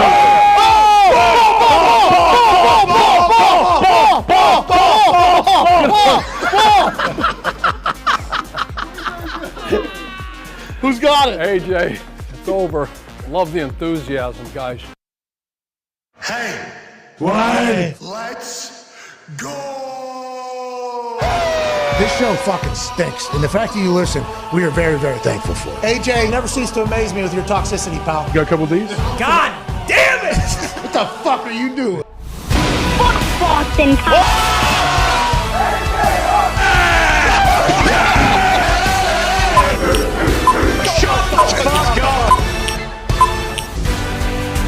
Friday, November 4th. Welcome back. I'm AJ Hawk sitting in for Pat McAfee today as he is down in Athens, Georgia for college game day. It's going to be a good one tomorrow, boys. I know we're ready. Football! Jesus, Bruce. Football was played at such a high level last night. Obviously, the Eagles beat the Texans 29-17. We've talked about that a little bit. We've made a little bit of a costume change during the break because anyone that watches this program knows that Tone has an absolute rampage of a campaign going on with some folks that we're going to talk about here in a second with the gear that I am wearing. Yeah. But it's been a great day of sports. I'm just going to clear the floor and let Tone take it away. Please explain to us why we were dressed this way, what kind of awesome offer you had for people, and what this drink is. It's Friday at 2. What this drink is? Yeah, that was. Yes. Fucking sit where you're at. You got to reset. You got to no, grab a seat, have some fun. I think is what one of my sit where you're at. Come on back. That's what I'm saying. Well, it's Friday at 2:11, so you know what time it is. Time to get twisted, AJ. Hell yeah! With some twisted tweez. Twisted what? Tweez. Take twisted and tea. Oh no, tweez. I know. I'm trying to ask you as a viewer that's seeing this for the first time. What is that? Connor tonight before he goes out is gonna. Usually I pregame, but tonight's a tweet game. We did a little something different this week, actually, AJ. Oh, what? Normally, tell me what that is. Normally, I just give out a top 10 and I say, "Ooh, these two teams are twisted." Who are you imitating there? Myself. Okay. Continue. But this week we gave out the college football playoff rankings on Wednesday. Okay? Ooh, there they are. Oops, there they are. I didn't make those. College football playoff committee did. Okay. And we had people guess which two teams I thought were in the wrong places using hashtag PMS Twisted Tea CFB. Okay. Boom. And Twisted Tea we know is the best because it tastes like real lemonade. Why? Why? Real tea. It's got a kick to it. Real tea. Why? Why? Brewed. Because it is brewed with real Wrong tea. answer. But it does have a kick. How much? 5% ABV. What? That's booze, In case AJ. you didn't know, that's alcohol by I do not volume. know. I'm not a guy you can have a beer or a twisted tea with. I don't think. Okay. Well, yeah, you always have some little bit of blood in your alcohol system, don't you? And we said if you guessed these right, they're going to contest to win some money, correct? Yeah. Okay. Also, Twisted Tea is partnering with FanDuel to give away up to $20,000 in prizes great for a free franchises. college football pick'em contest. So much to you just go to the FanDuel Sportsbook or FanDuel Fantasy apps, and you pick some stuff, and you can win up to $20,000 in total prizes. But cool. Which two teams that I think were out of place this week? Wait, so this is the college football? This is the real one they put That's up? the real Yes. one. The real Do we top have 10. anyone that you put up or Yes. no? I made it pretty simple. Stop burying the lead, AJ. You made it. We got to pick who you chose. Are we going to reveal that here? Yeah, on we're the gonna show? reveal it right now. Because this is the first time we ever revealed it when I'm here. Yeah, we're gonna reveal it right now. This is the interesting thing about you, Diggs. Your brain is so unique. Pretty. It no, really this is. This week's actually pretty anticlimactic, for being honest. What? Well, maybe, but your brain, though, your brain works in mysterious ways. It does really work does. in mysterious ways. I would love to do some kind of MRI on your brain and see how you function. Being infiltrate my brain when I was younger, and it hasn't left. Yeah, and should we guess which Something I should two know that about? you think? We'll talk about it later. What? Should we guess what two we think? Yeah, It's not go something ahead. I can just move on from, Diggs. But yeah, continue. We'll talk. No, if later. we can't move on, We'll please. talk off, Mike. No, go. Actually, go. Okay, I'm going to guess USC moving up to 6 Okay. and Clemson moving down to 7. Fuck. I'll guess Georgia up to 1, Tennessee down to 3. Nope. Hawker. I'll guess Ohio State at 1, Georgia at 2. No. Idiot. All right. Okay. Reveal it. Does anyone get to reveal? Drum roll!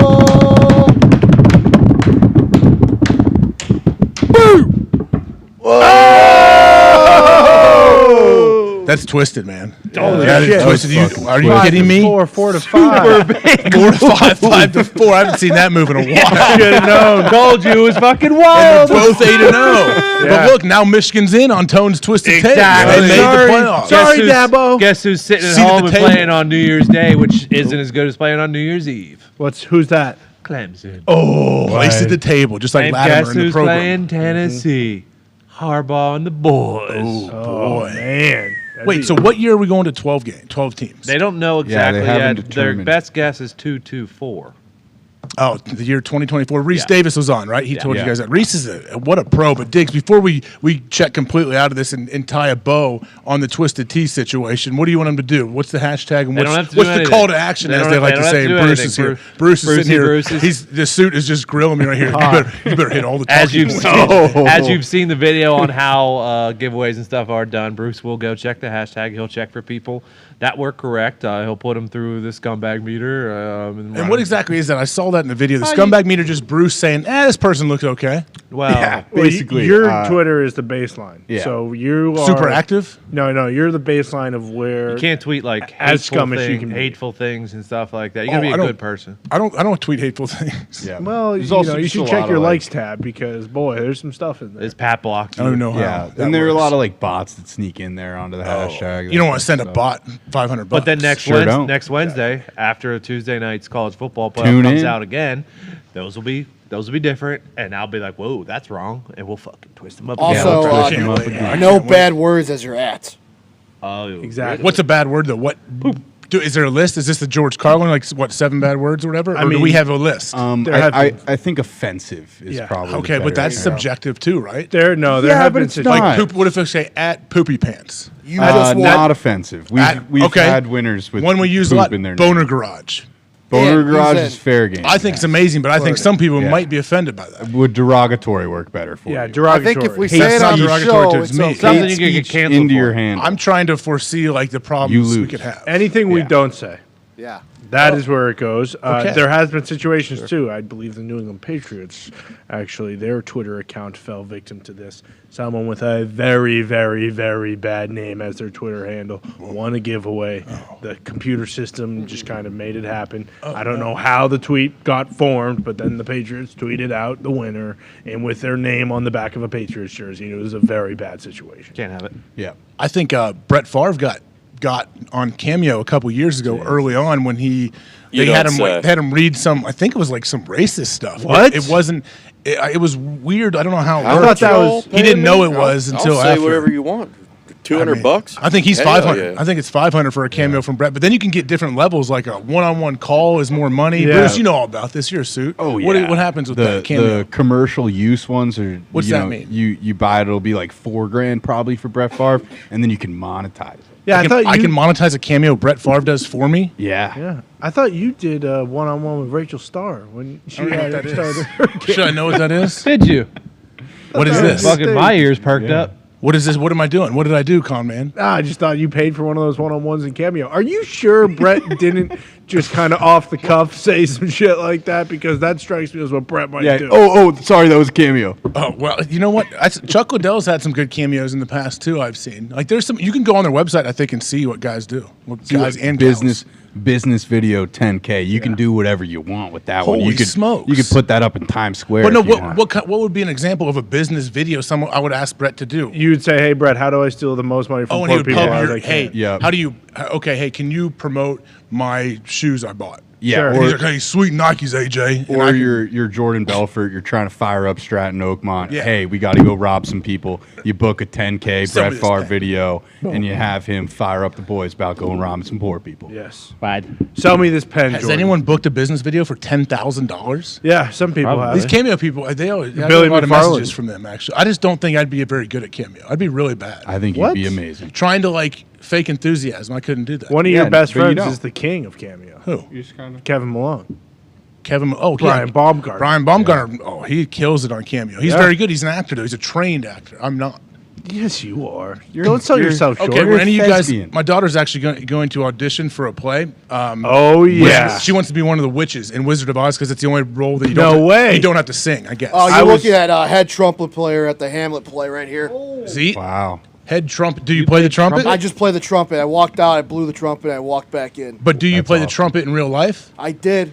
Yeah, back Fucking then. skin trumpet. I What does that mean, Dig? I don't know what that means. Go What are you on. talking about? Go on, Skin Tony. Is that The, genitalia? no, it's the skin hanging off your elbow. Your That's, weenus. that's grosser than dongs, so don't do that again. What about you, Con Man? Did you play anything? I actually played the wizard in the Wizard of Oz in our town. Whoa. You a wizard, Harry. Was this And- like, what, last year? No, this was in 5th grade or 6th grade. Also, my great uncle was the original Fun fact. Scarecrow in the Wizard of Oz. No way. Yes, he was. I don't Swear to God. believe it. What's How his about name? that? Ray Bolger. Did he say anything about all the weird stuff? Like someone was hanging in the background. There's a lot of weird things with the original Wizard. Yeah, of that Oz. a lot of that stuff is all Fake. myths, but the original Tin Man actually did die because the makeup that they put on his face had mercury in it, and he died, and they had to reshoot it with a different Tin Man. I hope that guy's family got some money. I doubt it because No chance. Did you say Ray Burger? Bolger. Bruce, what about you? Did your parents drop you off in the city every weekend for auditions? Not in Manhattan, but I was an award-winning Ebenezer Scrooge. I Oh, really, no way. really dialed it up. I also did a few others as well. Really? But I was an active thespian as a Yeah, child. school plays were definitely a thing. Actually, we also did an Aladdin, and it wasn't quite. I wasn't Prince Ali Ababwa, perhaps, but Prince Ali, alias he, alias I wasn't him, but I was Iago, Jafar's little red bird who flies around with The him. and king hangs is out. here. So those are my Did two everybody roles. in this office? I did not. You guys were you all thespians? I did not do anything. Yeah, it feels like that was a I have zero acting Connecticut chops. and up I situation. used to get home from school. Elitist. I'd get a bag of Snyder's barbecue chips. Fucking sit I in know front of that's the- right. Sit in front of the TV and watch Hell some yeah. Power Rangers. Saved by the Bell. Yes, Saved by the You Bell. probably little. Did you get Saved by the Bell at all? Did you watch that? Yeah, there was on in the mornings on TBS before you went to school. Yeah, wake up, watch it. Boom. What about the college years? There was one season, 2 seasons. No, that Golick's got- brother. That What got Golick too- was that? That got too sexy. Ed, The one Golick was the RA. Really? Mitch Golick. Mitch. No, it's Mike Senior's brother. The Mike's I don't know. He Bob I don't know. Golick. Bob Golick. Notre Dame guy too. I was gonna say I don't have the Golick family tree in front of me. talk about that. He's big Jack dude. He's good. He was on another show before that, or Gladiators or something. Ooh, I talk to a lot of people my age. I'm 38 right now. Wow. And like younger and older than me. Yeah, believe it or not. Well, you've thespians 38. in your family. What's that? Fucking Brad from Tool Time. He's not technically. Yeah, kind of related to my wife's side. You're right. Yeah. what do you mean, kinda? That's Golick right there, Bob. Look at him. He can still play. Oh, he's the wrestling coach. He can still play. That's no, Mike's he's brother? He's the resident advisor for the dorm. All right. That's Mike's brother. No, dude, that's Latimer. It might be Latimer. Where is Latimer now from the program? Anyone know? He kicked that bar. He's cleaning. He's so strong and jacked. He hang cleans. I think he clean and presses, and he throws the bar down and he kicks it just because he's so juiced and so jacked. I thought he died. Do you have a cool In the movie? No, in RL. Do you have a cool RA when you were in the dorms? Don't abbreviate it here for me. What'd you say? Did you have a cool RA in the dorms? She was great. Yeah, her name was Paige. I remember. She was really cool. Did you? Oh, co-ed dorm. Yeah. No, actually, his no. name? There wasn't. Can't remember his name. I don't think there was females on our floor. Yeah, but you sometimes you can have an RA. Yeah, my RA was. Yeah, Was Dahmer an RA at High State? Jeff Dahmer. I'm not sure if he made the cut to be. Oh, you called him Jeff. You guys were that close. Yeah, he died many Jeffy? years. Well, no, he was in jail before I was born. I should say, right? Now, when did he go to jail? 90s? Never mind. I'm not sure. I didn't watch all that. For the record, I couldn't watch it. There's a lot that I couldn't watch it either. I didn't want to. I was out so fast. It's tough, man. I couldn't. After the second episode, I said, "All right, I understand. Like people are into this shit and want to know the story. I don't." Yeah. I knew I do know the story from reading about it and different things, and then when I see it and I see his dad, I'm like, it makes it a human thing. And you're like, man, these are humans. I like the made up ones that are based off of true better. Like Ed Gein is Hannibal Lecter. He's the guy who cut people's skin off and hung on his wall. Give me Aaron Hotchner and Penelope Garcia and what the hell is that? You've never seen Criminal Minds? Criminal Minds, the TV show? Yeah, once a week, every week for 15 years. Is that with Ice-T? No. That's NCIS, I think. SVU. And you're thinking of LL Cool J. No, I'm thinking of he's married to Coco. Ice-T. I think that's Law and Order SVU. Okay, yeah. So we're all talking similar things, right? Kind of, Similar program. Criminal Minds was a great program on CBS that basically highlighted serial killers every episode. Yeah, and they just went into different types. I'm a big serial killer. I've read a lot of serial killer books. All it was that how stuff, the BAU, like how they built a profile and found the serial killers and stuff like that. Oh, I saw the wait. Criminal. What's the series? That one. Blacklist? The one on Netflix. That was very that legit talked about. That's how they Mindhunter. started. Yeah, that's how they started designating. They came up with the name serial killer. Right? Yes, that's Joe Montana. Oh no, yeah, come Emily on. Prentice. And that was tickets. I didn't know tickets. That looks so rinky dink. Well, that that's looks awful. Zito found a cast from like the worst season of all time. Oh, Aaron Hotchner's Is this not from even on there. 1999? Cherry picking season. Yeah, but what you're talking about is Mindhunter. That is so the true story. That's how they did how it. they made Like there was no such thing, right? As serial killer, the term before they did that. They talked to multiple guys like that. Mindhunter was basically a prequel to Criminal Minds. Yeah, it was like the classification story of serial killers. Yep. Wow. And then Bones took over. Oh, gross. Well, Bones is fake. Well, what about the one dude, the redhead guy that has the voice? Dexter? Oh, that narrows it down. No, it screeches. The intro music screeches, and he like stares, and his voice is real. Miami 5-0.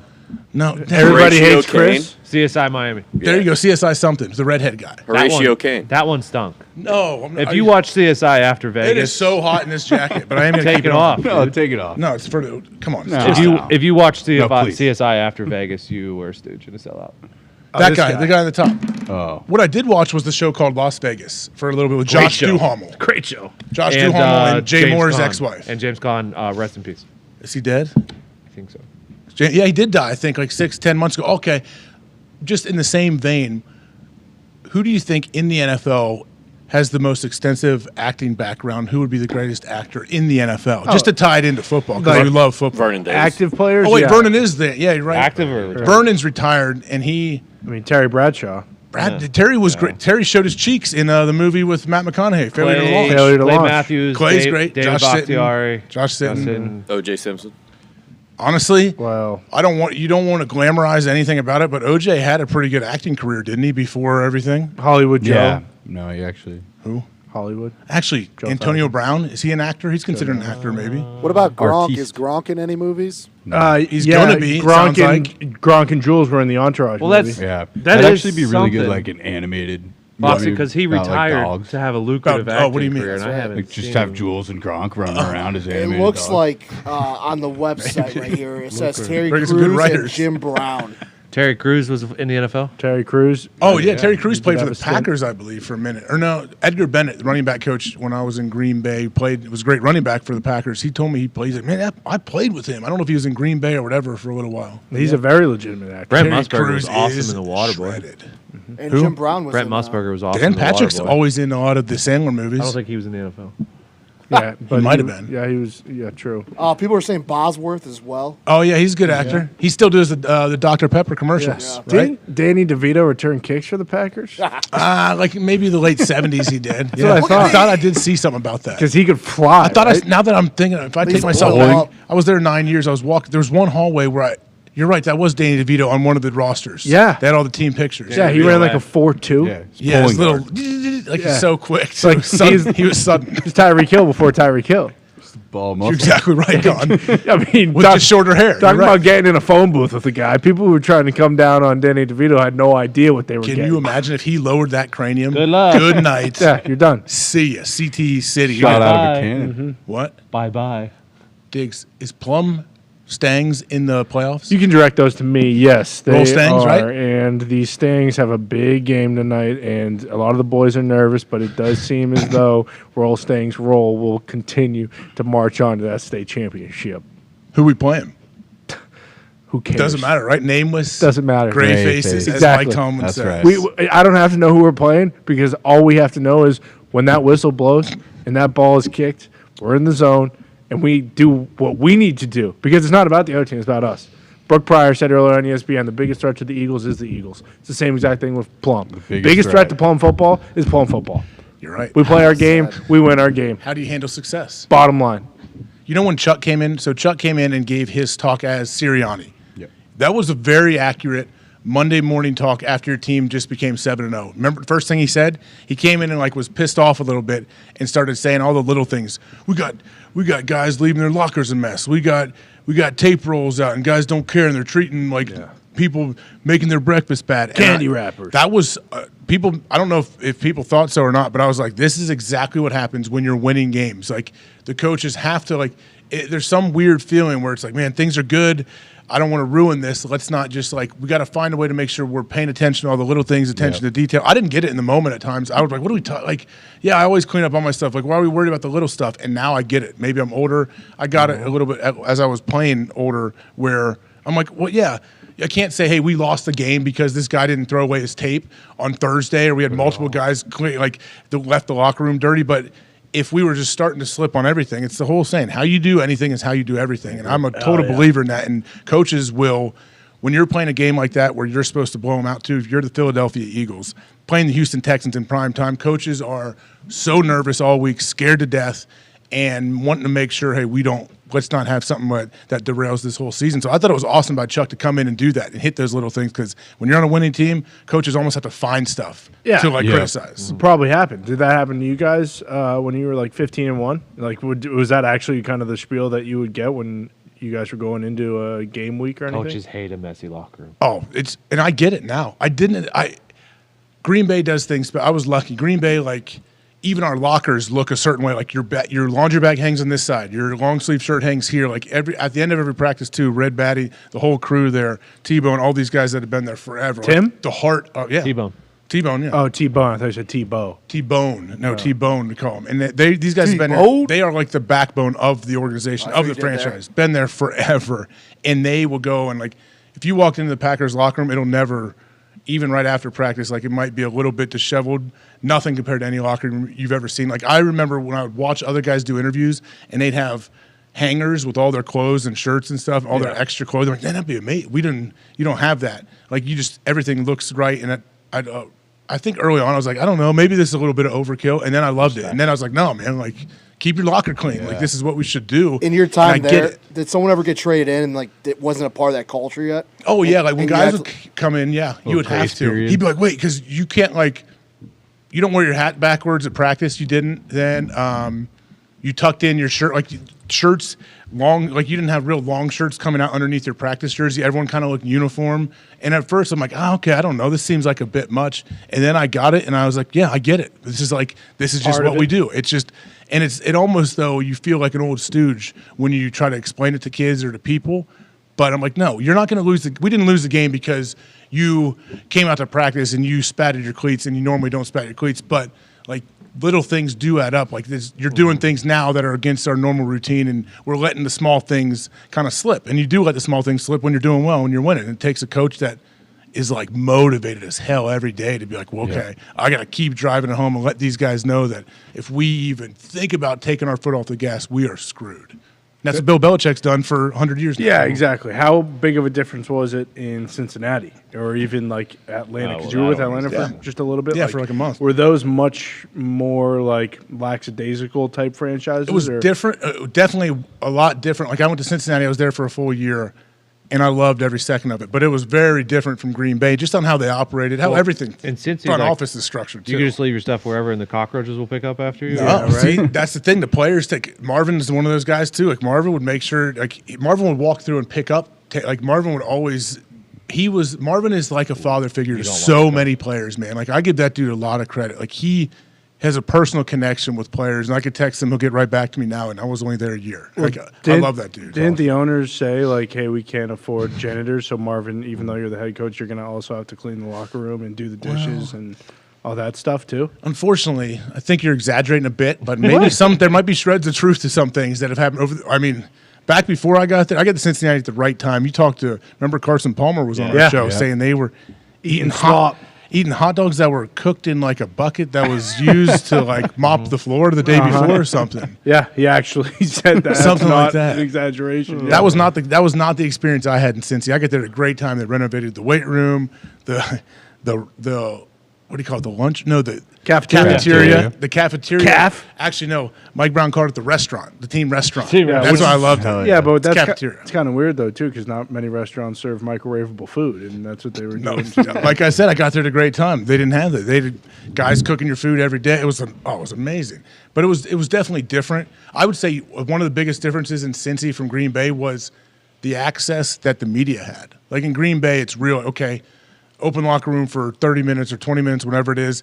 They go, they wait to when it's time to open it up. Then they tell all the players, hey, the open locker room's coming. They open it up, you talk to them, then they shut them down right when like 20 minutes are up. We had to go to meetings. Boom, you're out of here. Gotcha. Cincy was like, there's media people upstairs talking to coaches. Yeah. There's just more, and I actually liked it because it's not good, I think, to create like a us versus them with the media. Sure. Especially your beat writers and everyone. They're there every single day. Why are we like? Yeah, let's at least respect each other, I think. And it's not good to be hostile all the time. So I like that part about it. Well, and that's why New York stinks too, right? Is because they have so many that the time frame has to be longer, and like they obviously have to write about something. Now is probably the best time to play in New York. It has been in the last 10 years, but still, isn't that kind of a reason why playing there stinks? Like, did you play with anyone from the Giants or Jets? Well, Nick Mangold, like Nick was very, very good for a long time, so he's can be in New York forever. Like he's a legend there with the Jets. He just went in the Ring of Honor. I was at the game, but yeah, there's definitely a bigger microscope on those teams. Like when things are good, they're really good, and when things are average, they're probably pretty bad. Like that's like they catch a lot because it's a give and take, right? The old double-edged sword. I mean, yin and yang. Pittsburgh too. If they didn't have Caboli, they'd probably be burning down. But isn't Pittsburgh? Like Pittsburgh fans are just they're a unique set of like they're Pittsburgh fans. And do they take pride in just like the level, the standard that they expect? I guess. Yeah, it's literally all that we care about. Like, are they quick to turn on somebody? Yes. Really? Very, very much. Najee is like done for in Pittsburgh. Really? Like. Yeah, he's getting eviscerated. But I feel like that's a lot. But they're quick to turn on somebody if there's someone behind them. Okay. Well, yeah, I guess. But, man, how do they feel about Big Ben still? Even though does the last year or two cloud their judgment? No. No? It builds them up. It did last year. Like it did. What about the beer? While it was what about the shows where they're drinking the shots of beer? Football. While it was happening. Football. And as soon as he retired, I mean, legend forever. And you see how the team's doing without him. I think it's helping him a little bit. You think he'll come back? As special advisor. Quarterback of the Pittsburgh Steelers, maybe next season? No. He'll be, I mean. OC. Maybe next head coach. That'd be awesome.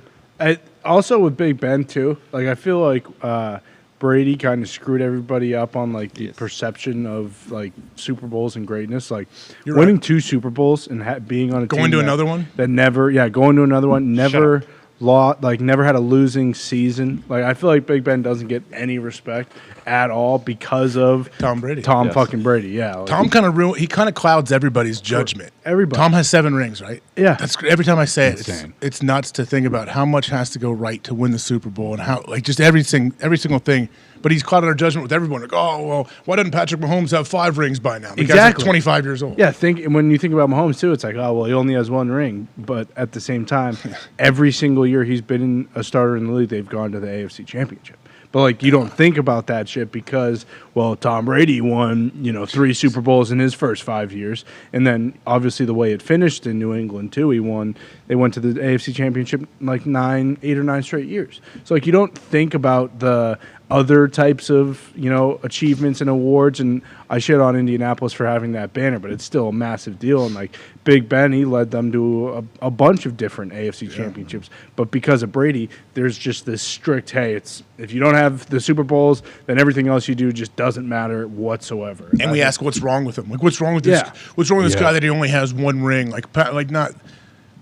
No, I shouldn't say we do. Like, it's like the common narrative of like, okay, if this dude doesn't, they all can't win the Super Bowl every year, bud. Yeah. Like, there's a handful of unbelievable elite guys. Like, someone's going to win it, but I don't know. It's a weird time. Pat said it before, too. Like, when the Hall of Fame comes around, you don't hear about all the good things. You hear about why they shouldn't be in. Why they shouldn't be in. And it's the same thing with quarterbacks now. In like the standard of what makes you like an all-time great. Like you can't, Brady is such an outlier, like you just can't include him in those conversations. You shouldn't, you're right. And if you were to take him out of it, Big Ben is definitely up there as one of the all-time greats because of what he's done in his achievements. And he changed. Yeah, I mean, Pittsburgh always had that awesome like history and tradition and tough, hard defense and pound the ball. And then Ben he just expanded on that for 15, 18 years. Every year. Well, he came in and went. I think they were 15-1. 15-1. Yeah. And like you and just in that said, year, he beat back-to-back weeks. Oh, I think it was that year. Patriots and the Eagles were both undefeated. Jerome Bettis and his yeah, right. Was that his? Then was it the second year he won the Super Bowl? Correct. Yes. In Detroit. Yeah. But you saying it too. That's why I think he doesn't get as much credit too, is because the defenses were always like unbelievable. There was always big name superstars in the defense. You're right. Always. And like big characters too. Oh yeah. And look at who Big Ben was throwing it to and handing it to. I don't know if those guys are in the same category as who they had, like Joey Porter and Paul Malu and some of those dudes. Oh my gosh, their whole D line was so fun. Kiesel, Casey Hampton. Are you serious? Kiesel, Ike Casey Taylor, Hampton, Aaron Smith. They were killing dudes. They were so fun to watch. Farrier was Farrier's coaching now. James Farrier. I won defense player of the year 1 year too. I could be wrong. Farrier can fly. Larry Foote's coaching. Yeah, that's right. Is he coaching in Detroit? Tampa. That's right. Good. Larry Foote was a great player, man. I love watching that dude play. They had studs. But then when you, obviously you can name, Hines Ward and stuff, but there's no one on the offense where it's like, oh, yeah, that dude was in the same level as some of those defensive names we just talked about. What year was Ben's motorcycle accident? 12, I think. Was it that late? Or no, because that was the year that... He lost a bunch of weight. This was early. He already won his first, obviously won the first Super Bowl. Yeah, I would guess that was around 08. He'd already had a second big old contract, I'm sure, by then. But I mean, the no, fact that he came back, 2006. It was after the first Super Bowl. Dang, that was at my rookie year. That happened. I remember. He's lucky. At first, he's lucky he lived. Let alone he's lucky to come back and play unbelievable football for another 20 years. It's crazy in Pittsburgh. That's I think people remember where they were when that happened. Really? Yeah, I do. I remember. What time of the year did it happen? Summer. In the summer, and then all of a sudden he lost all that weight. Did he come back for week 1? I don't remember any of the time frame either. I think so. It's a hell of a recovery by that dude. Are you kidding me? How scary could that have been? Does he still ride motorcycles? I doubt it. I think it's a one crash and you're kind of hang up. Yeah, no thanks. Is that Ben? That's Ben right there? Yeah. I thought he was riding that was not the he was riding a Hayabusa then. I think after that he started riding. He looks so. He's wearing Jordans. You wearing Jordans? That's Ben. I thought that was the promo poster for Sons of Anarchy. Are you sure? Those boot cut jeans, man. I had some of those. Cold Steve. Jesus, this is awesome. What? Evie, you have a Harley? Or you ride bikes? No, actually, growing up, I always wanted one, but that was like no, my you do parents have one. let us you do anything we wanted. Serial One. Yes, Serial One bike. That's true. You're right. 25 miles per hour. Serial1.com. Yeah, but no, always wanted one. That was the one thing my parents never let us do. Yeah, my uncle got a terrible one too, like a terrible wreck. Yeah. He is fine, but that was just one thing that happened growing up. No, one of the last times we were in Pittsburgh, though, we drove through the intersection, and the way the boys talked about it was like, I need to see that. This is the legendary Ben Roethlisberger intersection, and it's a mess. Like, I understand how he got in an accident. No helmet, right? Yeah, it's under a highway/bridge. Did someone T-bone him or through a tunnel onto a bridge, and then there's. Is it like a classic place where people would zoom through all the time? Yeah. But some lady from out of town ran a light.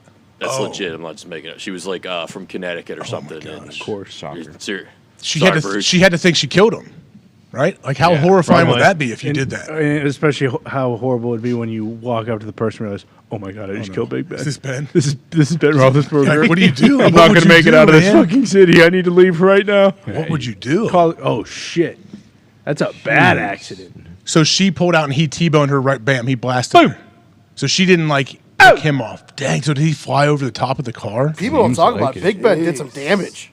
He's a big boy. Yeah, his face went into the windshield. He had like a 9-inch gash across his face. They basically had to like reconstruct his face. I mean, broke his jaw. I'm so happy this dude lived through this, and let alone came back and played football. Are you serious? I forgot how serious it was. New respect for Big Ben. That's insane. AJ, did you ever have a bike? No, my father-in-law has a bike.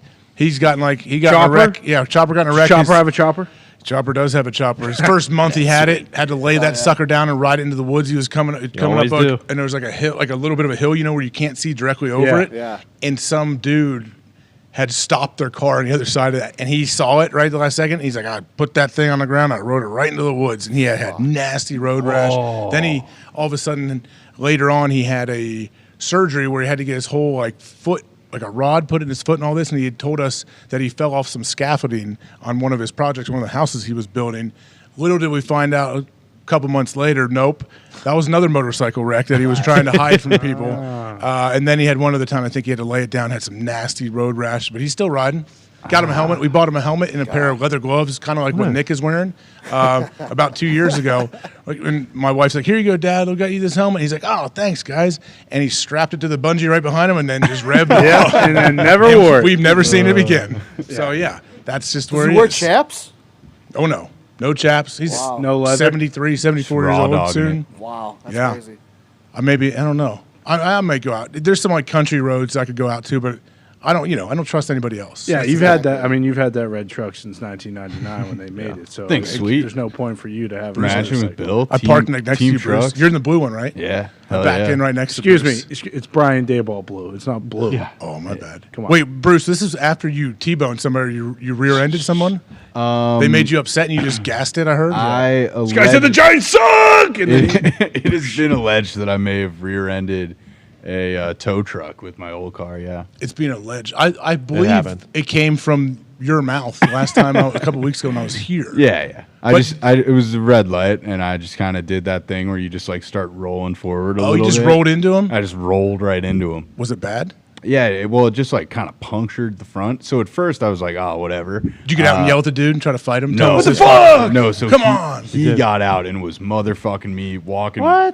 Wait, were you out or were you staying in your No, car? I was staying in my. I locked the door. I was like, all right, here we go. Bruce, what'd you do? Just hold your hands up? up? I'm sorry. I did take all my money. do like I'm so sorry, but like you're a tow truck. Like who fucking cares? And then he just went, looked at the back of his truck, then got took back off. in and drove off. And then I drove on it with a punctured oil hose and just destroyed the engine. And then boom, new F-150. Insurance doesn't cover that, do they? Oh no, of course not. no, especially when you're just rolling into cars. I think they kind of draw the line there. Like, oh, you're. And you guys gotten a bad wreck before?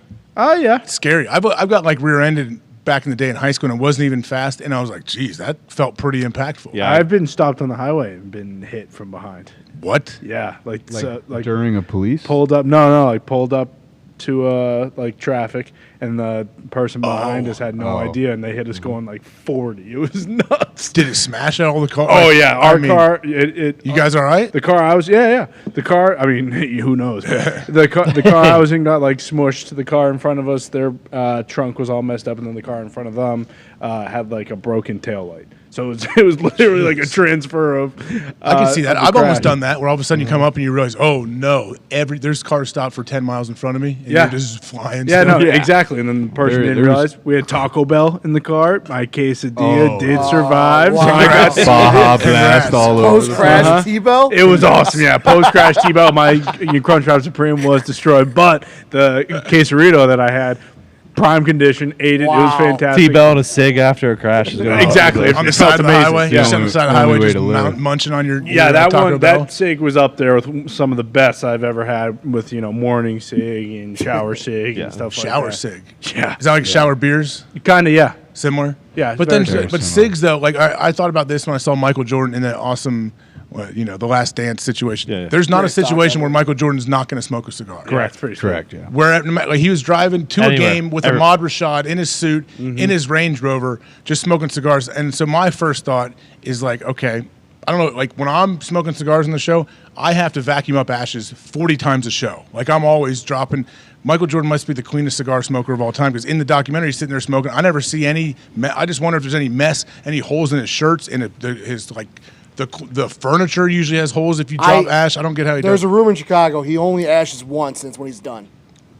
That's the rumor, Zeke? Yeah, so it goes the whole way, and then when he's done, he just ashes. Yeah, like Tom and Jerry. You know, you're technically like real cigar smokers always try to tell me how you're it. supposed to do it. They're like, you should never ash it because it gets too hot if you knock the ash off. I'm like, yeah, but then I have a huge ash that's just waiting to burn and fall on my pants and put a hole right in my dong is in my pants. Do you even have an ashtray up in that attic, or are you just right on the thing and then vacuuming it up? Oh, no, I'm super weird about all my, my system. I have a big old nice, I have an ashtray that could fit 4 different cigars on there. Oh, yeah. I just pop it on there. You think Michael Jordan is cleaning up ash? Are you kidding me? I'm just wondering, he had to light himself. He had to light he smoked in the locker room with his uniform on. He had to light his uniform. He had to have holes in some of his shorts.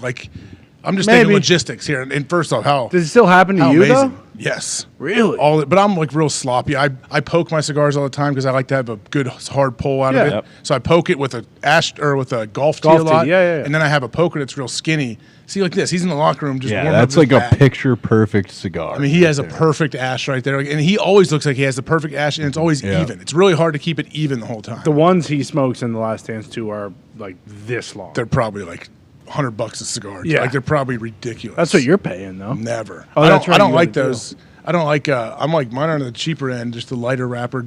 Cigar. He's like.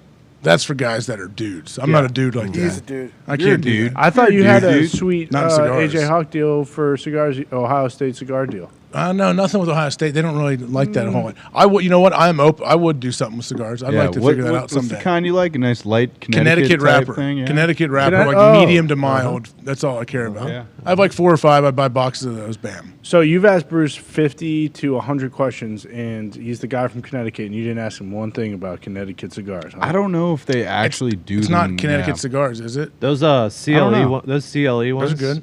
Those are the only ones. You turned me on to those. You like them? Yeah. I like the little. I always like to turn you on, dude. I like the little torpedo. It's not torpedo joints that you used to get in Arthur Avenue. Yeah, like a real wise guy. You're probably used to walking through Manhattan smoking old lady cigars. The Bronx, baby. The Bronx, okay. Yeah, Fordham. Go Rams. Look at you. Didn't you play lacrosse there? Club Lax, yeah. But that's still a big deal, right? Yeah. Lax, bro. Long pull. Are Lax bros the coolest guys, the coolest athletes there are? Surfers. Absolutely not. Surfers. Yeah. There's I would a YouTube actually surfer say guy that like lacrosse are the least cool. Why do you say that? I don't know. Like douche or what do you? They seem awesome to me. But do they? You're being sarcastic. Cool. I'm not. I know like the hair. It's like a culture. There's a lax culture. I feel like. you go, you play at Duke, and you work at Goldman. And, is that what it is? Yeah. So you mean to make money successful? You're saying? Yeah. It's great. All the best schools do have lax teams. There is also a lacrosse league on Wall Street. That is why they all work at the big. Yeah. Well, it's a huge East Coast game. Yeah, but it's big in the Midwest now. It's growing. Is it? Not compared to you guys, but I'm saying compared to like my high school didn't have it growing up. They do now, and people love it, and people like compared to what it was. Yeah. A lot of kids do play. All the hockey guys I knew also played lacrosse. Yeah, it's very similar. Because it's so easy. Yeah. It's probably the easiest sport for athletes of other sports to play in the history of sport. Tennis.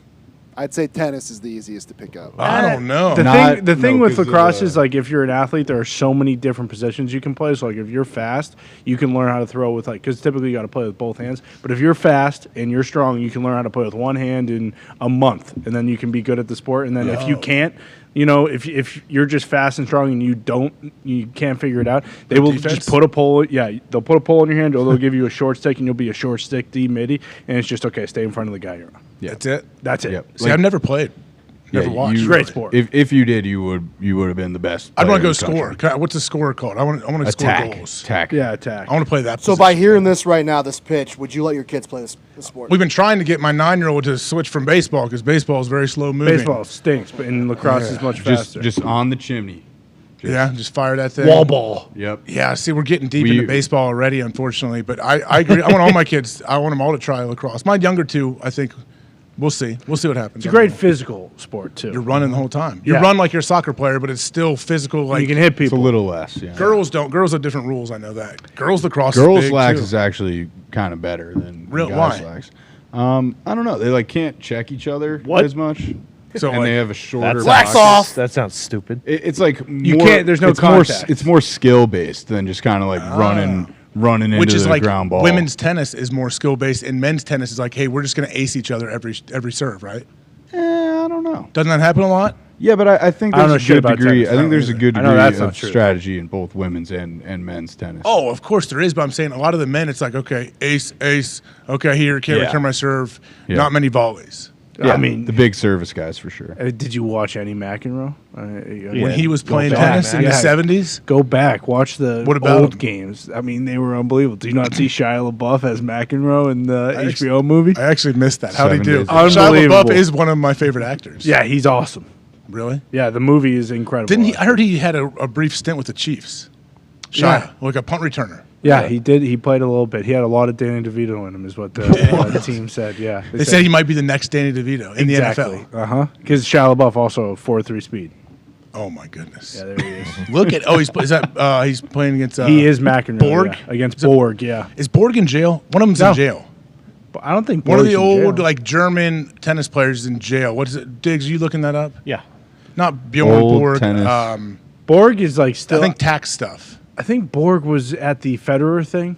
I saw some of that actually. That was a good show. Good movie. Great movie. Great movie. Yeah, like that was cool to see their different personalities, right? That's Yeah, and what that one is. McEnroe wrote the entire tournament on his hotel wall.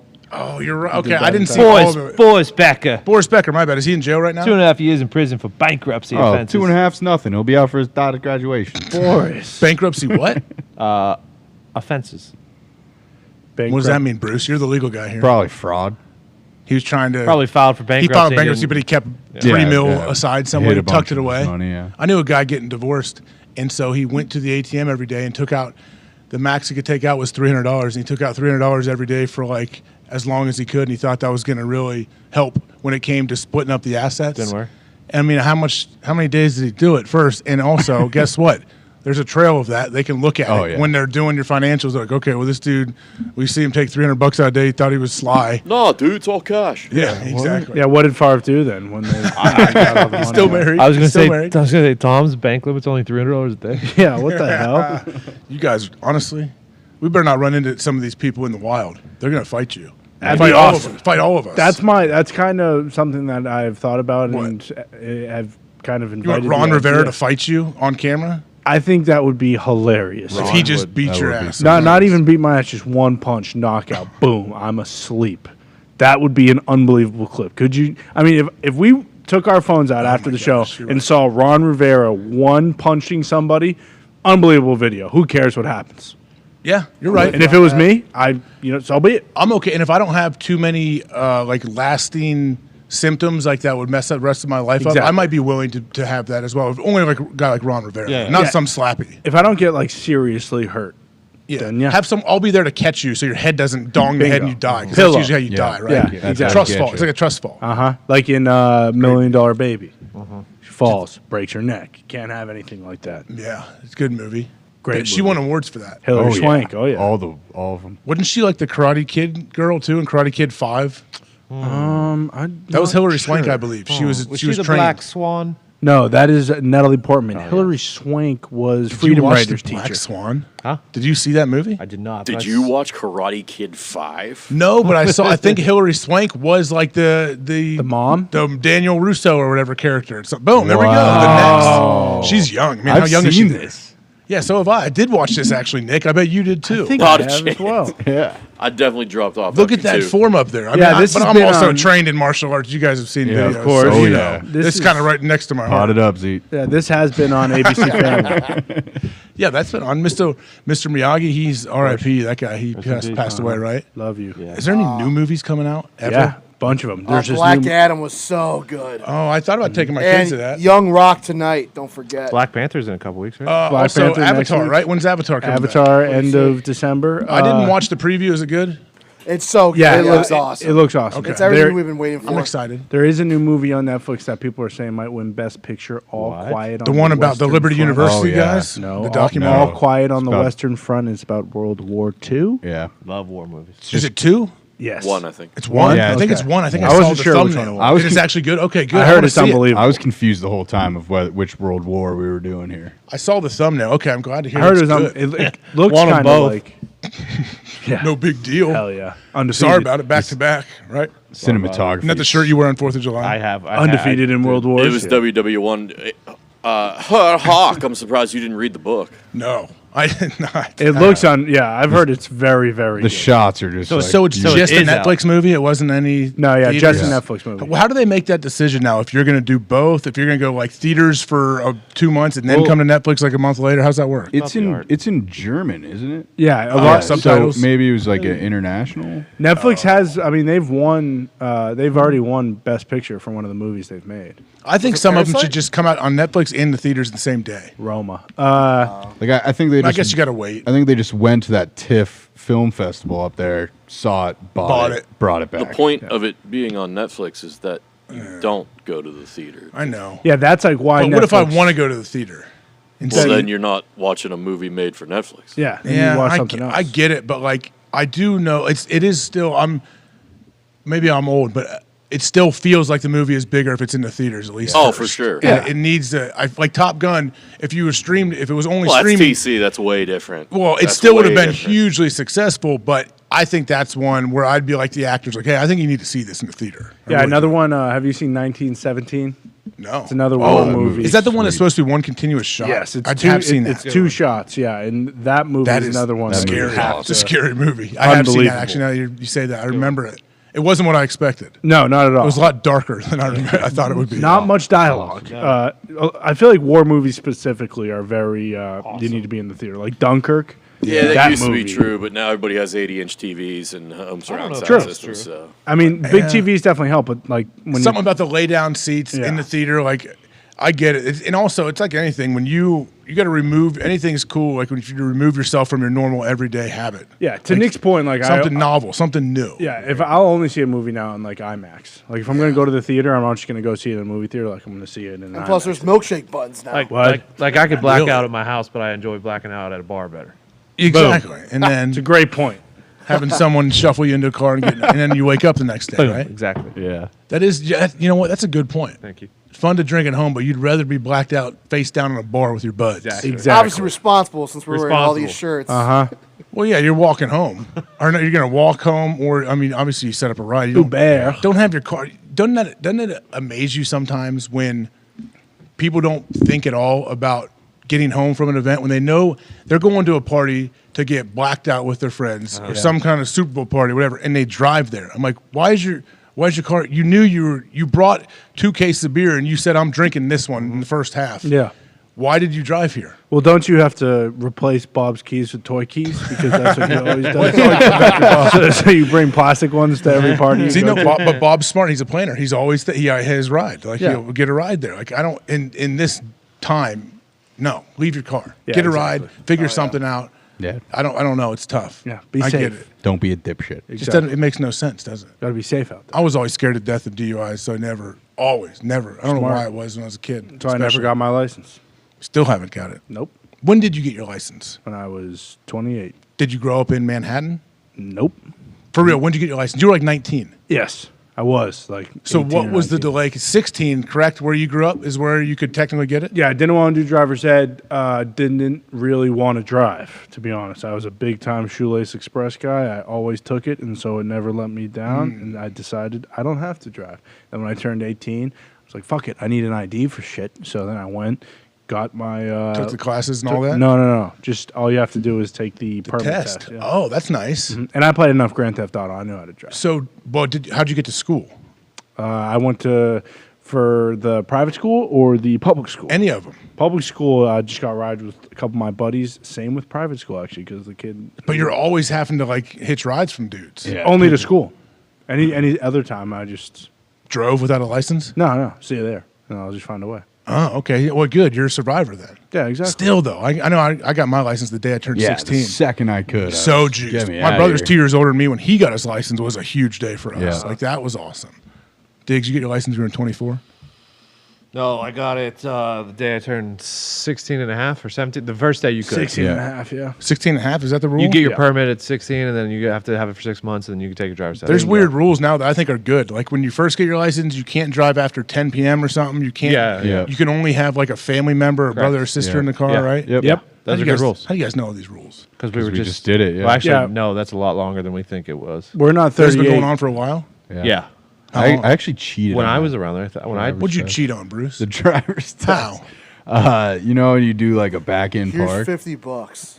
You do like a back end park. Well, you can't. You hit mean the you center cone. you mean you parallel? So park? the guy No, like there's no the parallel guy parking, right? opened on his side, really? and it was like like I was basically in the middle of the spot. Yeah. But he looked on his side, and it was good. And I Oh. opened my side, and I was like, "Oh, all good over here," but it wasn't. It wasn't. Yeah, good. Don't Yeah. tell him. Nice job. Make him Fuck find him. out. Make him go the No hard way. parallel parking meters? No. Did you have to parallel park? Yeah. Oh Yeah, yeah. dude. No, I didn't. We drive. It's like a Big weird part of little. it. You drive up. There's a center cone. You drive up and around, pull, and then you got to back through it like this. And you can bump cones. Can't knock a cone over. Knock a cone over. Fail. See ya. I was scared to death of knocking a cone. Did you guys have to do a 5-point turn? 3-pointer? 3. 3. Yeah. What is a had 3-point 5. turn exactly? You It's basically forward, just back, pulling out. forward. Up, yeah, back, and then Like oh, Austin no, Powers. sorry. I Austin see. Powers in the hallway. Yeah, Yeah. forward, back. Yeah. 10 million Yeah, turns. that's all. Wait, it was. that was so easy. It's so dumb that they make you do it. I don't get any of it. No, me neither. But That's none why. of it makes sense. Con, what are you doing this weekend? Big plans? I mean, I'm definitely watching Georgia in Tennessee after Yep. game day Yep. at 9 on ESPN. LSU, Alabama. And LSU Alabama at 7. That's cool. Back And to then- back slate right there for both on CBS. Huh? Huge slate, going to be awesome. I don't know if No, the I night think game's that on was- CBS. I think Oh. LSU Bama is. It's got to be ABC, Kirk. I think it's right? Kirk. Oh, Yeah. even great. That's So that'll awesome. be awesome. Call of Duty. I don't know if you've there a heard new about one? it. Oh, Ooh, yeah. yeah. It's unbelievable. Big time. Wait, so but Breaking hasn't price. Call of Duty been like on the back burner for a while, or is it like you're either a Call of Duty person or you're not? No, that was Grand Theft Auto on the back burner. Yeah, GTA's been on the back burner. But I feel like Call of Duty, Fortnite, like you got to choose one, right, or something. no, Sort not of. anymore. This is the biggest COD. What's in a Ninja while. Ninja's playing Fortnite. We just talked to him. What do you I know, mean? but I'm saying, does he play Call of Duty as well? He's Yeah, probably play getting a little sweaty these days, if I had to guess. Sweaty means good competition. I don't know. Bad competition. I don't don't get know. it. But I Tryhards. Yeah, why you trying so hard, dude? Really? Kinda, yeah. Self That handicappers makes then. sense because you'd be Kind of. sweating if I- you were trying really. I don't know, but it does make me sweat playing it. Like makes my hands. It's a great Oh, game. Let me Yeah. tell you right now, buy some gamer goo. So good on It your was hands. awesome. Yeah. What does that Makes mean? it makes it makes it dries not up your sweaty. hands. Yeah. I have. You don't need to pay for that. Bill will Yeah. get you something for free. It's Yeah. Oh, watch out! I have some. Like I have chalk that you use when you lift. There you but go. I also have a thing hanging in my golf bag that I never use, but I found on Amazon. Like this seems great. Liquid chalk. It's just a little tube, and you. Oh, yeah, you yeah, yeah. And then it dries your hands. Is that what this goo It's the is that you same guys thing, but we produce call in it your gamer bodies? goo. Gamer goo. Yeah. Exactly. It's just like dry your hands. Yep. Yep. Hell So yeah. you can Why they call it fucking gamer goo. Yeah. That's game what it's so called. hard, dude. It doesn't make any sense. Do we have a giveaway today? Yeah, I think we do. What is Yeah. it? PMS NFL Week Week 9. 9. Tweet us with your hashtag and pick a winner Okay. of this weekend's game. That's hashtag PMS NFL Week 9. WEEK. Yes. Yep. The number, Number 9. 9. How many winners? 10 winners of $500. Bingo. Oh, Just yes. pick no spread, nothing. Just pick a team that will win this Sunday. Patriots. Bruce, you know what Yes. that means. What? You drained a shot on ESPN2 for the whole world to see. You go, Bruce. Come on, drink Bruce. one Come right on here. now, Let's go, Brucey. football. Where's the basketballs? There's two Right right next there. to you. No, let's go football. Bruce is a lot more confident in his Here you go, football. Bruce. throws. Come on, Bruce. Southpaw, Steve Young. Are you Come waiting on to throw now. left? I know you shoot lefty. Bruce Brown. The Spin suit, it. obviously, he's a suit. Look at him. Throws it like a QB. Bruce, you got good I touch. thought that was in. Bruce got nice touch. Quacking the whole Look, way. Pat and go. Oh, there it is. That looked pretty good. Toss this guy. Toss that guy. Here you go. Come on, Bruce. Bank Come on, might be Bruce. open. It is a Friday. Oh, basketballs. You got the basketballs. Right there, Bruce. Come on, Bruce. You got Jordans Come on. on, Come on, Bruce. man. You got Jordans Go on. ahead. You're a lawyer. You got Jordans on. Do Maybe. it. You seem like you should be. Air Bruce coming at you. How old are you, Bruce? 24? Oh, yeah. I thought he didn't fall. He didn't fall. We're good. We're good. Here we Throw go. it like Little more Use to the your right. Use your left leg. Jump off your left leg. Throw it like a or no, football. you're left-handed. My bad. No, you're right-handed. Are you right-handed? Don't jump off the hurt stage. yourself. Do whatever you got to do. Oh, get legs. Ah, Bruce. That was almost there. It was all, yeah, you almost got it. The handbrake was on. You know, okay, Bruce, explain to us exactly what the giveaway is. What's the hashtag? The hashtag is PMS NFL Week 9. You must include your hashtag and then a winner of a game this Sunday. a winning team. in the NFL. Yeah, winning team. So Any team in the NFL that Connor's wins. on the Patriots. Patriots. I like the Buccaneers. I think they I do beat too. the Rams. I picked the Bucks. Diggs, you like the Lions. Steelers? I like. So it's on a bye. Oh, yeah. I don't know who plays. Everybody's on, I feel like everyone's on a bye this week. You like the Vikings? No. Give me let me see. Oh, the Packers. Come on. What are we doing? How about the Vikings over the Commanders? Who are we? Bills would be an easy one, but I'll Lions maybe? Give me Seattle. Okay. Ooh, cheeky. Really? Seattle's going to beat Kyler. What's the Cardinals' record right now? 3-5. How is every team 3-5? Yes. You're either like 7-1 or 3-5. We do got to count for Call of Duty being out though, for real this time. For Kyler? True. The league from when you look at the wild cards aside in the NFC, it's kind of a runaway because of the NFC East. But in the AFC, the wild cards are like 5-3, 5-3, and then 4-3 Chargers, and then there's like 3 or 4 teams below them that are all 4-4. Yeah, it's wide open. The fact that these teams technically are still in it, especially some of the, Bears. That's crazy to me to think of that. Yeah, because the Jets and Dolphins right now have the 5 and 6 seed, and then it is the Chargers at 4 and 3. They just had their bye, and then Bengals, Pats, Colts, Broncos. They're all right in it. You're still. Browns. I mean, that's a good thing though. There's so much hope for so many fan bases that probably feel like, hey, we're screwed, season over. No, not so fast this year. Like everybody is alive. I feel like if you go on a run. I mean, Washington's 4-4. Like they're alive. Did you think that was going to be the case? No, not at all. Yeah, they're very alive too because they are actually tied with the Niners for the 7th seed. Like the Niners right now are the 7th seed at 4-4. So when those teams sit there and they feel like, hey, everyone's attacking us, everyone says we suck, we're terrible. Like those coaches got to be like, hey, like I get it. We're not playing our best ball right now, but everything's out in front of us. All you wanted was a chance. That's all that matters. We said it today, we're halfway through the season, but there's still so much shit that needs to happen. Like last year, all the way till the last game with the Chargers and Raiders, they didn't know who was going to be in the playoffs, and it feels like that's going to happen again this year, except to an even bigger scale. Like the Patriots play the Miami Dolphins week 18. There is a chance that winner of that game gets into the playoffs, loser goes home. Really? Massive chance, yeah. As long as you have a chance, I feel like every player feels good. I know the year that we went to the Super Bowl and won, we got beat by the Patriots on the road. Yeah. That was when Dan Conley. Aaron was actually out of the game. Matt Flynn almost won it. Flynn played well. I thought that was Dan Conley big man return. Yeah. Oh, it was. Same thing. Same game. But after that game, I remember being in the locker room. I believe we had 2 games left to play. And one of the beat writers said, well, like, how does it feel knowing that, hey, if you guys win out, you're in? I was like, wait, if we don't need any help, if we win our next 2 games, we're in? He's like, yeah. I'm like, oh, great. And I felt so much. I was like, that's all I need. Just let me know there's a chance where we don't have to count on somebody else. Yeah. If we take care of our job, we're in. That's all I cared about. And that's the same thing. Like when you look at the college football situation, though, if you're ranked 1 through 4, who cares? If I'm in the top 4, I just want to shut. Just get me into the dance. Yeah, that's win all every matters. game. Yeah. If we win the games, like when people get all mad about where they should be in the college football playoff, if you're in the top 4, I was like, no, it does. If I'm in the top, I don't care if I'm 4. I know if I take care of business, I'm in. I'm playing in the playoffs. That's what players should do. Urban and Ohio State, they're the 4 seed. They won it the first year. Yeah, that's how it happens. Yeah, we won the Super Bowl. We squeaked into the playoffs and made a run all on the road. So, yeah, you never know. There's no perfect formula to that. One more time is the giveaway hashtag, please, Bruce. PMS NFL Week 9. Number 9. Cash tag winner this weekend on Sunday. Thank you, Bruce. Thank you for sitting in there in Ty's seat. Ty, we will see you Monday, right? Is Ty going to be back Monday most likely? Monday. Yeah. Ty is doing well. We appreciate you, Ty. We know Ty's a special human. We need that guy. We need him to take care of himself. Everything good to happen. Ty's a special brain, just like everyone here has a special brain in a good way. I mean that as a compliment. I think we all have special, unique brains. Hopefully, we can share some positivity with people, right, Diggs? Yes. Right, Nick? With your fingerless gloves creeping everybody out, man. Whatever you say, man.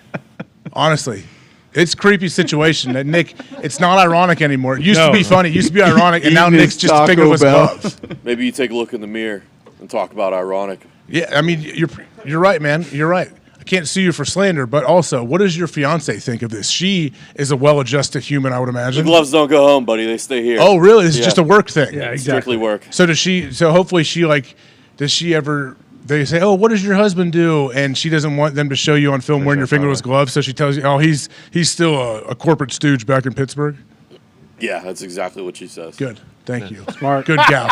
Zeke, good to see you, buddy. Hey, good to see you, Evie, too. doing great. Mitch over there somewhere. Dirty Gertie. Don't know who else is in this building. Anyone else around here? Bill. I missed? Bill, probably. Bill, I was waiting for Bill because Bill is my fantasy teammate, okay? Okay, Bill's doing sorry. a great job. Don't know who we're playing. Connor, thank you, buddy. Appreciate Hey, you. thank you, Bruce, AJ. thank you. Thank you. Diggs, you're awesome. You. Protect your brain. You. No CT in that brain. You.